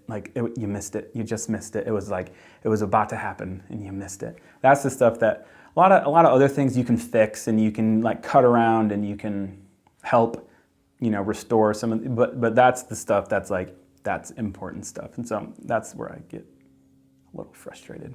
So maybe they were too superficial with the scene and there was more they could have gone with it. Yeah, they like captured too much of the surface and there was something happening underneath that if they spent perhaps a little more time, a little more intention digging into something, I'd rather dig in too much. And I understand the relationship between a director and a subject. You don't want to push them too hard too early, but there's definitely times where it's just, maybe they just weren't open to the developing scene that was before them and they just move on too quick. They turn the camera away or they don't let it play out. They don't let a moment play out, things like that. Do you think that just comes then with the experience of knowing, like, okay, I trust myself in this role. I realize this subject does not necessarily know me that well or trust me, but I trust myself as this director to steer the ship? Yeah, I think so. I think it comes with experience. It comes with sometimes there's young directors that just have that swagger and that confidence to like really lean into it. And so I think it can be, I do believe it can be like learned over time. There's like some experienced directors who can like build that muscle, and then there's some that are just born with it. But I think it is the swagger, it's the confidence, it's the ability to be open to the film. It's the ability to be open to the scene and what's happening. Can you quickly touch on the importance of reactions? Like reaction shots? Yeah, I mean, so much plays out in the reaction of, I was cutting a scene that was basically all built on reactions. It was like you want to see the subtle moment, you want to see the subtle facial expression, the subtle, uneasiness, the readjusting in the chair. There's so much of that we can relate to. Like I feel like we can relate and sympathize with somebody who's talking and giving a monologue or giving their understanding of an emotional situation, whatever. If there's a conversation between, say, a husband and wife, like we can understand that, but we can also understand the reception of that. Like we've all been on the receiving end of something that's happened, and so I feel like there's a shortcut or a cheat to developing empathy with a character by utilizing a great reaction shot, because it's like, I've been there, I felt that, and I had the same reaction, or I had a different reaction. Interesting, you had that one. And so for me, a reaction shot, a well-used reaction shot, can do so much to develop a character in just like one little moment, because you just see the disposition of that person and you intuit like what they're thinking, and you want to know what they're thinking. And then if it's followed up by like them laying out what they thought, it gets really fun. You know what I mean? It's just like so much you can do off of a great reaction shot. And so canning those, getting as many as you can during production, this is where you can like get movie with it, but it's like, it doesn't have to be the actual reaction of that moment. It's like, how do we want to develop a character? We should use this reaction shot. She was frustrated by what he said rather than sad by what he said. So you can start to develop a character and develop a character arc and to develop the arc of a film based on the reaction shots you use. So reaction shots go a very long way into developing like a character and the texture of a character. Yeah, I'm thinking too of like documentaries I've seen that are more investigative in nature, and if a question is asked and the person squirms or there's a facial tic or something, then it kind of like you're more interested because you realize there's something there. Yep, there's something there, there's something under the surface. I wonder if I'm gonna get a chance to know what that is, or if I'm gonna have to guess what that is. Like that's all a very fun game for the audience to play. It's a good ride. Do you like editing off of a script? I do, ish. I get a lot more creative satisfaction in engagement when I'm cutting doc, but from a scripted standpoint, like there's definitely a few directors that I'll cut their features, their scripted features, and I'm getting pulled in early and having a say to some of the early, not anything dramatic, but I'm seeing how the script is evolving. We're having conversations, we're bouncing ideas off of each other. Nowhere near a co-write kind of thing. It's more of a friend, like we're going to be editing this. Do you see any ways that we can make this scene shine or better? So that's cool, but getting handed a script and some footage, it's kind of like, okay, I'll cut it real, that's fine, I'll cut it. And then we can get into like some of the minutia of the script, but I just feel like it's not tapping as much of me, of my creative, what I can bring to the table as what Doc does. And I think it's a travesty that the only editors that are up for Oscars are scripted editors. When it's like documentary editors, it's like next level in my opinion. And so, it's good, but I'll cut the scripted features for my friends and my longtime collaborators, because they're my friends and longtime collaborators, and I just want to make a movie with them. I'm not out there looking for scripts to cut. And so, as we talked about previously, how you like to sit with the first sort of pass at it and not have anyone else in the edit room, How do you do that with narrative? Do you use the script at the same time as you're looking at the first pass? Yeah, I'll cull I'll cull it down using my own kind of selects method to get everything kind of organized, and then I'll do it as scripted cut. Like I'll just do a straight up as verbatim, word for word as scripted, and I'll set that aside. And now I'll either take that or I won't take it, and I'll do my own pass and like what I'm seeing, an alternate from performance standpoint, a pace standpoint, pulling out these lines, adding these reactions, whatever. Like I'll create one that's a little bit off the wall. And so in some, we have this one, and now we're probably going to land somewhere between here. And new scenes or new approaches will emerge because we did this one and this one. Like, ooh, let's take a little from here, and make a new one. And so I always like in a scripted environment, I always like to provide alternatives and different ways through the script, because now that it's on screen, it's becoming the film. This is where the rubber meets the road, and we're like done hoping and dreaming and wishing, and like now here's the movie. It's emerging from the script to get on the screen, and things can alter and things can shift. But I do like to put together an as scripted, just so we have that. It's a good starting point. Now let's see where it takes us. Can you give us examples on why you feel documentary editing is next level, why you feel more called to it? I think because it demands so much more of the editor from a narrative, pace, tone, rhythm standpoint. I mean, a lot of doc editors are getting writing credit on their docs, and so that just kind of shows like where the director feels that the editor is in the process. And it's in a lot of ways in post you're like co-directing this, and the director has done the director has done research, has been on production, has put their neck on the line for this project. I'm not taking anything away from what a director does on a documentary, but I'm saying in the creation of the piece, it's really the director and the editor just like discovering the film together. And so for me, it calls so much more out of me. And it uses so much more of everything, of my passion, of my craft, of my skill, of my repertoire of tools and tricks and all of the things. It activates so much more of me than when I'm cutting scripted. And so I just think that there's a higher calling for doc editors, in my opinion.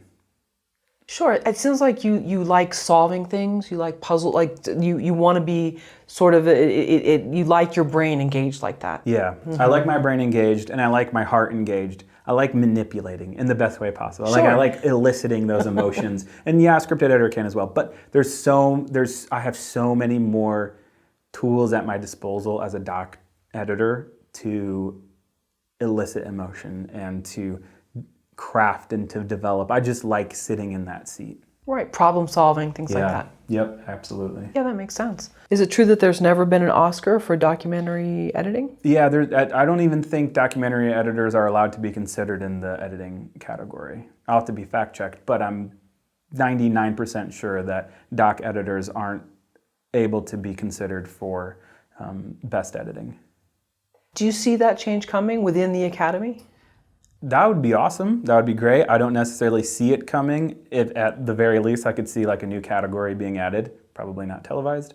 But I think that there's more that can that can elevate documentary editors, and like kind of shed some light on how much of them is poured into the projects.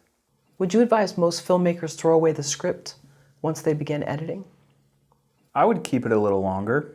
I would definitely use it as getting the film on the timeline, getting that assembly down, getting it as scripted, and then maybe not throwing it away, but like maybe putting it in a drawer, and then just letting the film emerge from what was scripted, whether that's scene by scene, like I was saying. I like to cut an as scripted and then like an off the wall scene.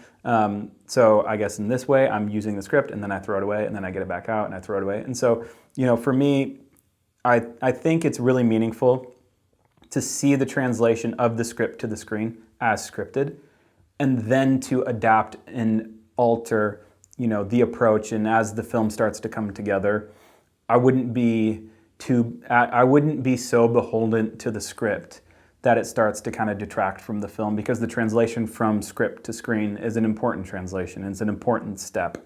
And so, I don't think I would ever throw it away, but I think, we were talking about process and adapting and modifying your workflow and your process. I think at some point the script can inhibit that process of the film becoming the film that it's going to be. And so, I would never full sail throw it away, but at some point you got to just focus on the screen, because that's what everybody's going to see. And is that, again, because the film is kind of telling you what it wants to become? So if you're too, quote unquote, married to this document, then the magic isn't really happening? I think so. And I mean, every script is different. Like, there are some scripts that are just like on point, straight to the screen, beautiful, amazing. And that's definitely a case. But then there are some that they're more blueprints to what the film is going to be. And so you need to be open to both, and like letting the film tell you what it wants to be. Sometimes that's already been identified and perfectly nailed down in the script, and sometimes there's more exploration and honing to do, and then there's everything in between. And so for, when I'm cutting to the script, I want the film to tell me what it is. I don't want the script to get in the way of the process, but I also want it, because it's the germ, it's the scaffolding of the film, and so let that be what it'll be, but then follow the film on the screen. How common is it for the tone of the movie to be different from the tone of the screenplay? In my experience, tone has been pretty well identified and established in, I'll say, pre-production. Like, in the screenplay, for sure, but somebody like Ryan Connolly spends so much time developing the tone through playlists that he's made, through animatics that he's created, through rip reels he's created, through so many different aspects. He's so focused on tone. And so it's definitely in the script, but he'll support the script with a bunch of other tonal examples and tonal sketches that are not necessarily a script. You know what I mean? And so I think there's times when the tone is nailed in the script, but I think there's so much more that goes into that tonal conversation. It is conversations, it's phone conversations, it's sharing screenshots and films with each other, and playlists and mood boards and rip reels. It's like all these other things that establish the tone in a much more approachable, applicable, bite-sizable way. Like, oh, I know what you mean. I got you now. That's the tone of this because you sent me this playlist with these images and this. And it's reflected, the tea leaves are in the script, but it's a lot of those, it's exploring the tone through those other ancillary mediums that I think really establishes the tone. And a lot of the cuts that, when I'm cutting this stuff, I'm not in a vacuum. I don't get handed a hard drive and a script. It's been months of conversation and like talking about these things with the director, hearing their vision, hearing where they're coming from, the modifications that the script has gone through. So it's all of those conversations that wrapped up into, I understand the tone. It's not just, hey, happy Monday, here's a script and a hard drive, get to work. Right, I think you have several podcasts with Ryan on the Film Riot podcast channel or actual YouTube channel. I'm not sure which both. We've done one. a couple episodes on his podcast, and then we've had some on his YouTube, like probably 3 or 4, maybe 5 on his YouTube channel. Right. Yeah. Where you go into depth about the film that you worked on together. Yep, yeah, and it's very specific on 2 films, one called Ballistic, one called There Comes a Knocking, and we go into like the editing process and the collaboration between us, how we work together, and all that, yeah. Right, and how did you meet Ryan? How did I meet Ryan? We go a ways back. We got connected through another mutual friend and director that I've cut for, Ryan Booth. He's a commercial, and he also is a doc, and he also has an amazing script. So I've worked with Ryan Booth for a decade or a little over, and he shot something back in his DP days. He shot something for Connolly, and it was right at that transition where the director is transitioning out of cutting their own stuff and then wanting to sit in the director chair during the edit, which is a great transition for directors to make, because then they can start to like take a step back themselves and collaborate and use, if you will, an editor to elevate the cut, the from a technical standpoint, but also from a theoretical and a narrative standpoint, because they can get themselves out of the weeds and remain high level. Anyway, so that's how I got connected with Connolly, and then we connected. The first film we connected on was called Ballistic, and then we've just been jamming together ever since. You work well with Ryan's. Yeah, Ryan's. I got Ryan's. Have you started using AI? We have at the studio quite extensively, yeah. And what AI programs are you currently using? I mean, some of the just simple ones would be like the Adobe Speech Enhance, just to clean up audio. I use another one called La, which you can put in, maybe it's La or La, something like that. You can put in like a track, a music track, and it will separate it into stems. So just the vocals, just the guitar, just the drums. You can break it out. It's amazing. I use another one called Lab 11 for voice cloning, and it's really awesome. So you can put in a subject's voice. Obviously, this is all to consent by the subject, but you can put in the subject's voice. It clones the voice, and then you can type in text, and it'll speak the text. But even more so, what you can do now is I can record my voice for the content, the tone, and the inflection that I want the speaker to say, and then it will graph the subject's voice onto my performance. It's pretty awesome. And then I use Topaz on Lines of Mesopotamia. Topaz, the AI video cleanup, and so I can up-res like 346 bad archival to 4K and clean up a lot of the blocking and the artifacting. And in some cases,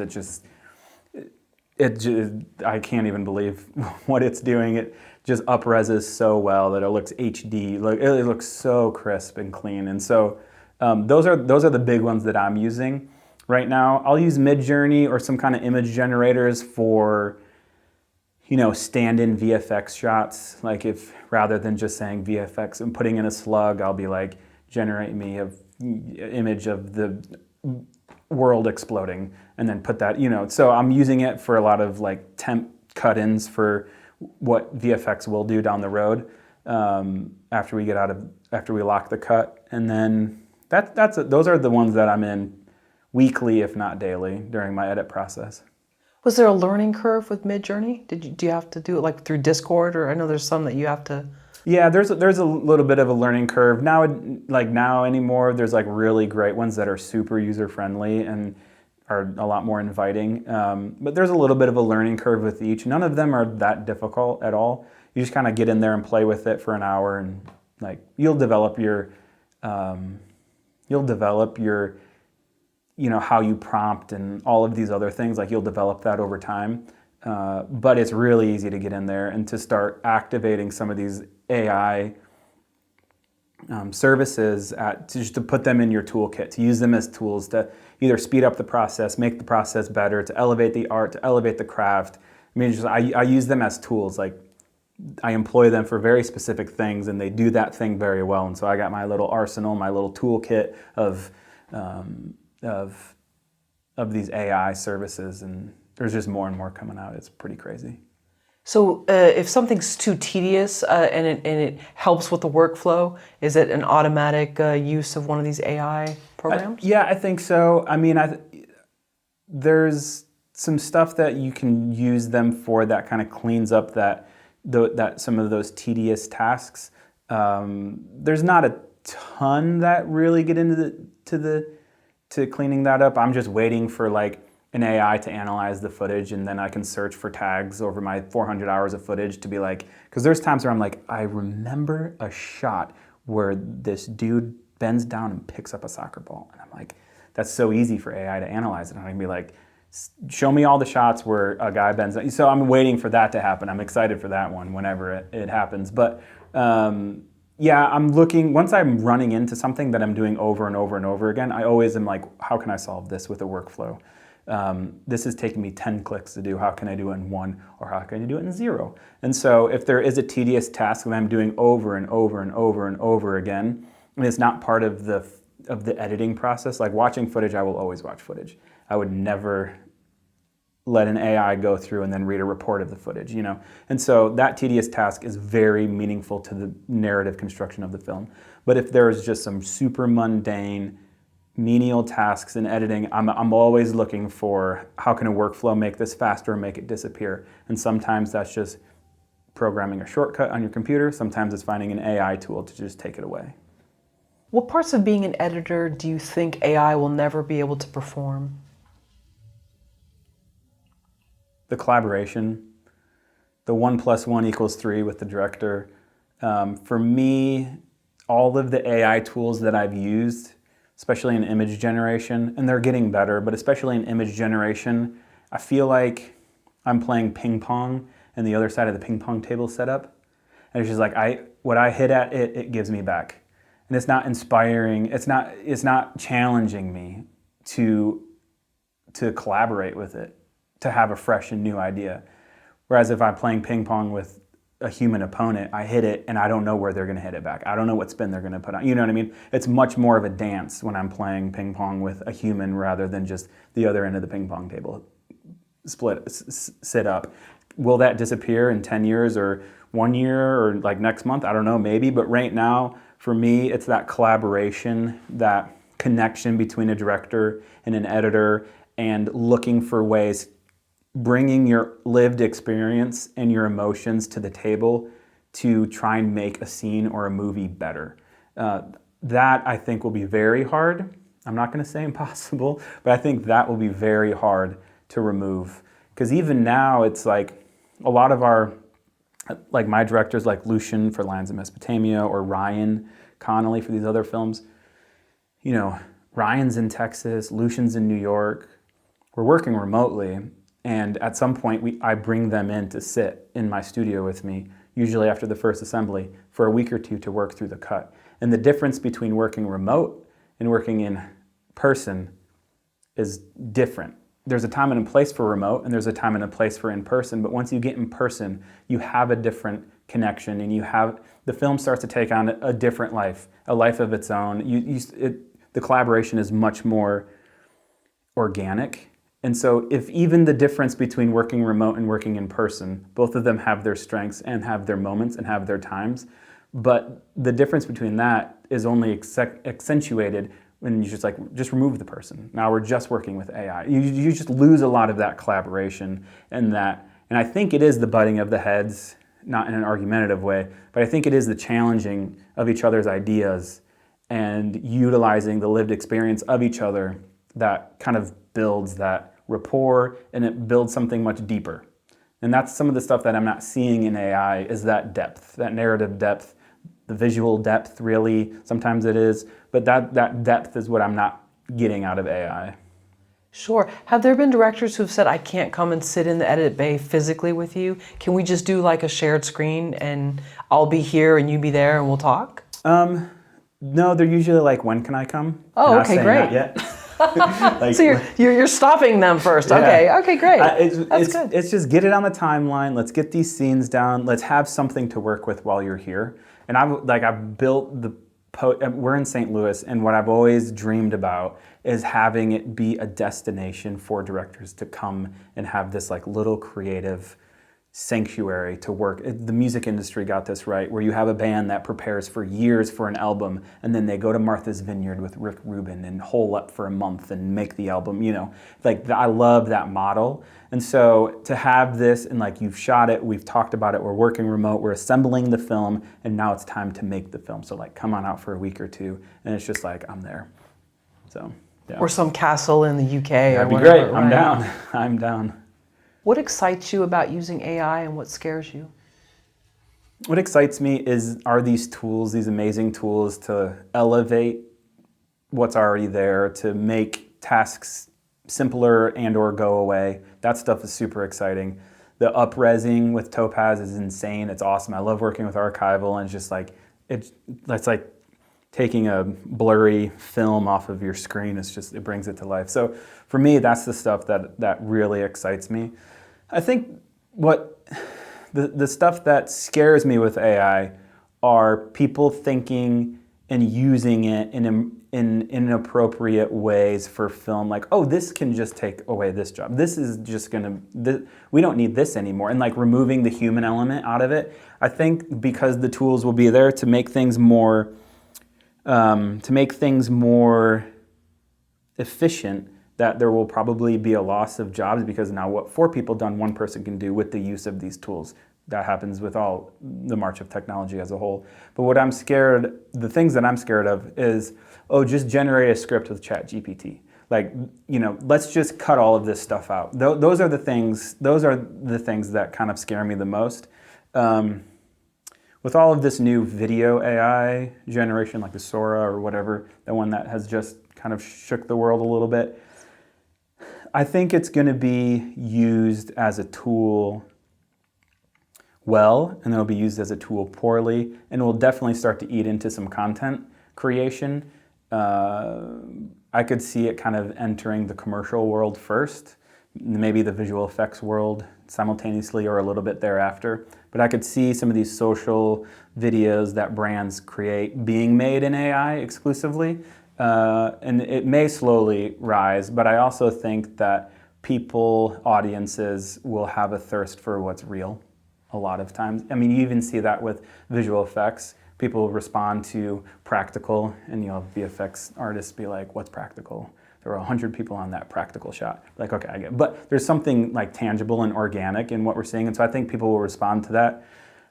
I feel pretty good in the doc world, because it's like, if you want to make a documentary about this thing that happened, it's going to be hard for AI to replace a documentary about a real person who lived a crazy experience. That's going to be hard for AI to get in there. And so for me, in the stories that I'm telling, in the genre that I'm occupying, I feel like I'm just infinitely excited about AI as a tool set.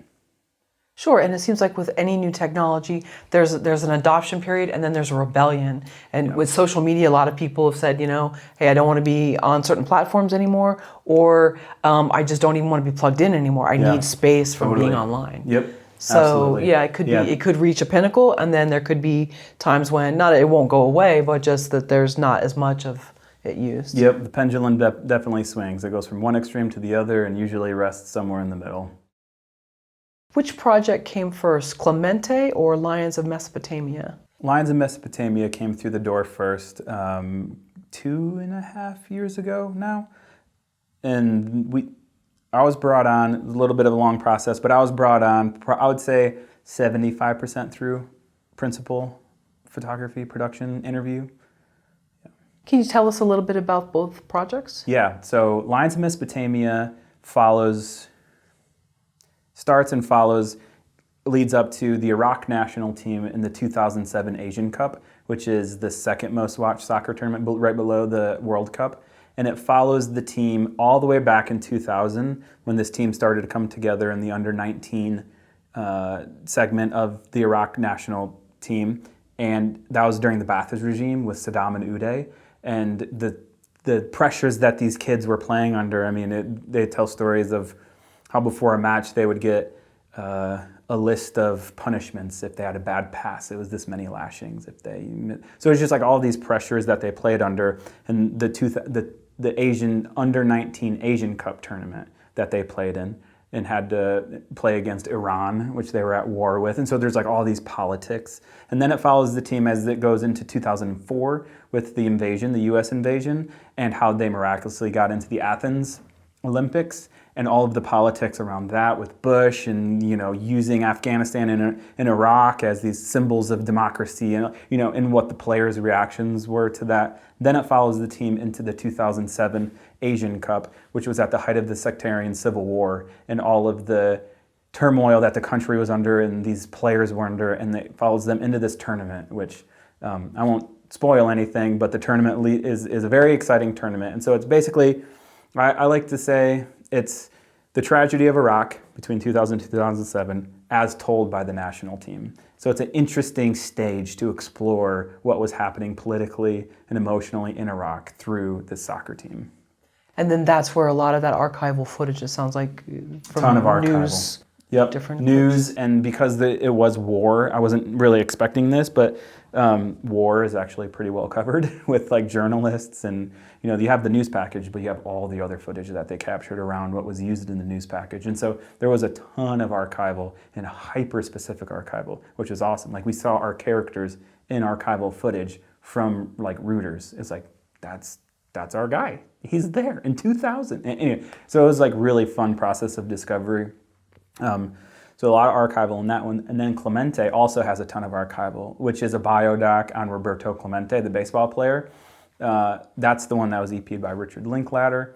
And so it's a story following his life, which is a life of, they still give out the Clemente Award, like someone who is a good human, the humanitarian award in the MLB. And so he was just a great human. He was a humanitarian. He did so much behind the scenes with hospitals and children's, and he was Puerto Rican, and so he brought in a lot of the Puerto Rican specifically players, but Hispanic players in general. He was kind of that Jackie Robinson. He brought that to the MLB and was just such an upstanding guy. And like his life story is crazy and just full of twists and turns. And so it follows him throughout his life and his career. And the thing that I love about both of them is they inspire you. Like there's bad things that happen but they inspire you to like, I can be better. I can be a better person. I like the ones that are, people dying and true crime and famous people, but it's also, these are ordinary people that achieved great things, but you can be a better person. And so they have that like hopeful kind of forward-looking posture, which was really fun. And so I cut Lions of Mesopotamia, and then I was the supervising editor on Clemente, and Chent was the lead editor on Clemente. How long did you work on each of these documentaries? Lions was about 2.5 years, and then Clemente was about 2 years. And that was from starting to cut to now we're in finishing up color and audio and sound design. So my post house, we did editorial, and then we did, Elise was the story producer on both of them, and then we did sound design and mix and color on Lions of Mesopotamia, and then we did color on Clemente. And so we were kind of the post house for both of them. And so that whole process from editorial to picture and finishing lock has been about 2 to 2.5 years.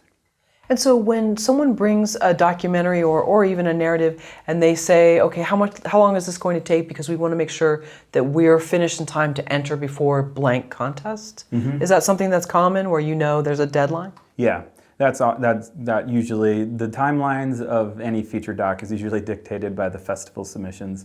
And we submit festivals, and you can submit rough cuts and they get in, and then you work on them for another year and you submit them, and then, or they don't get in and then you work on them and then they do get in.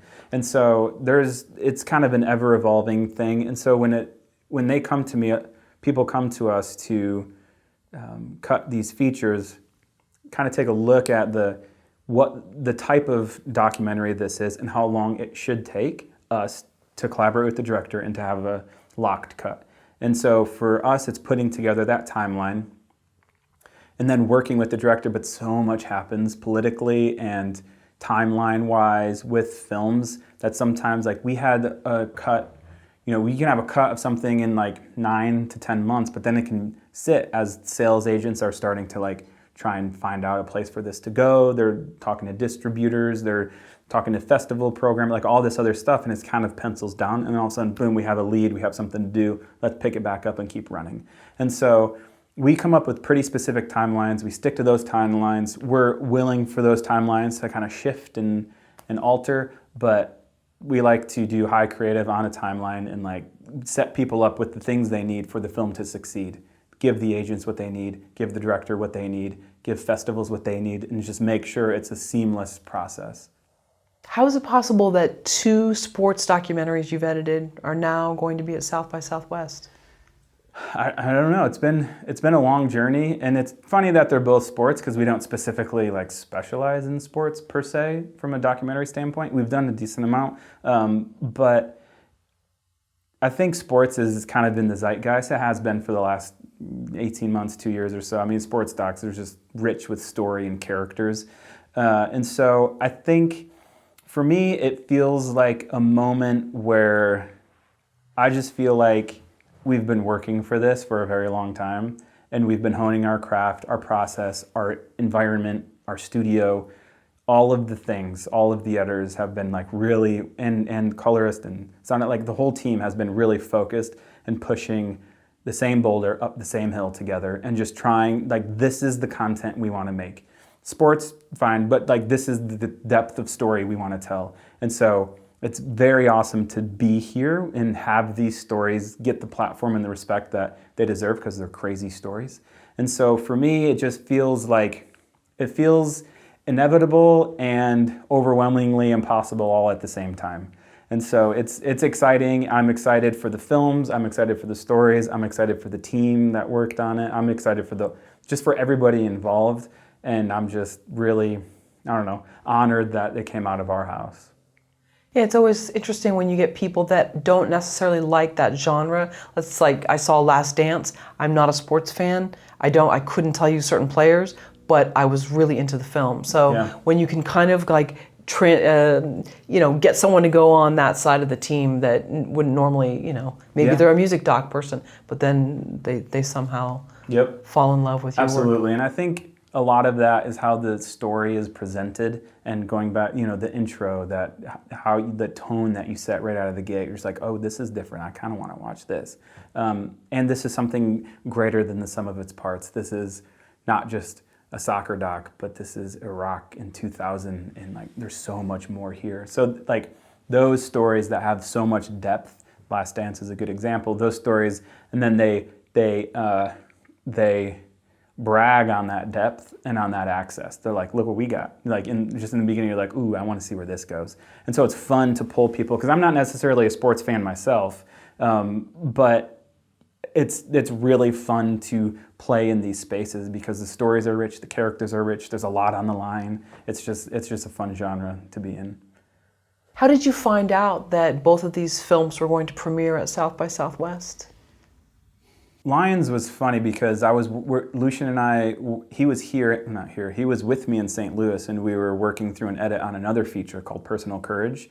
And he had shot that one for 2 to 3 years following a vet who has come back from Afghanistan. He had 4 tours in Afghanistan. He was in for 15 years, and now he's getting out of the service, and it's his reintegration back into his family. So we were actually working through that. Cut here, and it was like a Thursday or something, and we had finished working and we went home, and he called me. He's like, we got in, dude. I was like, yeah. It was awesome. We were super excited. And the same kind of thing, I was sitting watching something, and my phone just like lit up, and David, the director of Clemente, was like, we're going to South by. I was like, what is happening? I was like, this is crazy. I was like, we need to finish 2 films in like 8 weeks. It was just like, it was a lot, but it was super exciting. And then it was just like the next morning, it was like, all right, team, we got to go. Like, we got to get these things there. And so, yeah, it was exciting. It was fun. Celebrated for like 1 hour, and then I was just like, dredge set in. It's like, we got to finish them. Yeah, it was awesome.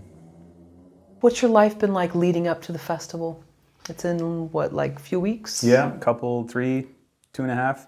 It's been a lot. It's been just getting these films across the finish line have been quite the tour de force. So much archival, so a lot needs to be cleared. A lot needs to be acquired for like non-watermarked versions. We got to get it through color. We got to do sound design and mix. We got to do the final online, the delivery, the DCP, like all of the little things. But one of the bigger challenges for the films was that there's so much archival, and it just needs to get cleared, and don't need huge AP watermarks in the middle of these. And so that's been a challenge and been awesome. It happened. They're done. So that's been good. But it's been a stretch. It's been a grind. The team has really like come around these, like the whole post team, everybody at Outpost has really come around these projects and been like, what do you need? What do you need us to do? Like, and so it's been awesome. It's kind of like brought a lot of camaraderie around these, and everybody sees these as an opportunity for like, what's next? Like, all right, we did these, what's next? Like now we're really moving along. So yeah, it's been a lot, but it's been fun to see the team activate. And aren't there certain levels of clearance? Like there's festival rights versus if you need full distribution, or no? Anymore, a lot of these outlets have become quite privy to, there's not really any festival clearance anymore. It's limited theatrical, so it's a lot more expensive than it was when there was festival. And so I think once COVID came in, these places weren't making money on as much production, and they needed to really reap the benefits from their archive. And so they got rid of a lot of those filmmaker-friendly price tags for festivals. And so That's been a challenge. And then we've got a great team. There's this amazing team called Archival Ninjas, led by Megan. And they just take care of all the clearance and the acquisition of the media. And they just their system is amazing. And we would definitely not be anywhere where we are without them. They're incredible. And so they've taken a lot of that burden, a lot of that weight. And we just collaborate with them. What do you need from us? What do we need from you? All of this stuff back and forth. And so there used to be festival clearances, but not as many anymore. So in some cases, there's almost 1,000 pieces of clips that you need to have cleared? Yeah. That many? Yep. I think Lines had 800 archival shots. Oh, wow. Some of them from the same screener. And so individual media, maybe 600, actual individual string out of footage. But yeah, it's just a lot of clearance. Yeah. What are you most looking forward to attending South by Southwest? Just watching the movie, just seeing it with people who haven't seen it. I'm really excited to see the life now that this is a springboard for these films to move on and to get bigger and better distribution so that more people can see the stories. So I'm excited for the experience of in the moment, in the theater, in the seat, but then I'm excited the platform that South by is providing these films to get in front of the right people, to hopefully get on the right platform for the project. And so it'll be fun to watch how South by and the presence at South by plays a role in the lifespan of the films. We know that LeBron James and Richard Linklater are attached to Clemente as executive producers, correct? Yep. So Linklater was on from the very beginning of Clemente, and he was there to help the director, get other interviews and stuff like that. But then as we got into post, there were we would get some notes from him. We had a round or two. Most of it was good job, keep going. And then Spring Hill came on, which is LeBron James' production company, and this is a relatively recent addition, but have had no notes. I don't know if that was a product of we have to ship this to South by in a week, or maybe there's something. I'm not exactly sure what the contractual arrangement is between them and the director, but yeah, very minimal notes from both camps on the films. None from, but Linklater here and there throughout the process, but yeah, they've gone well.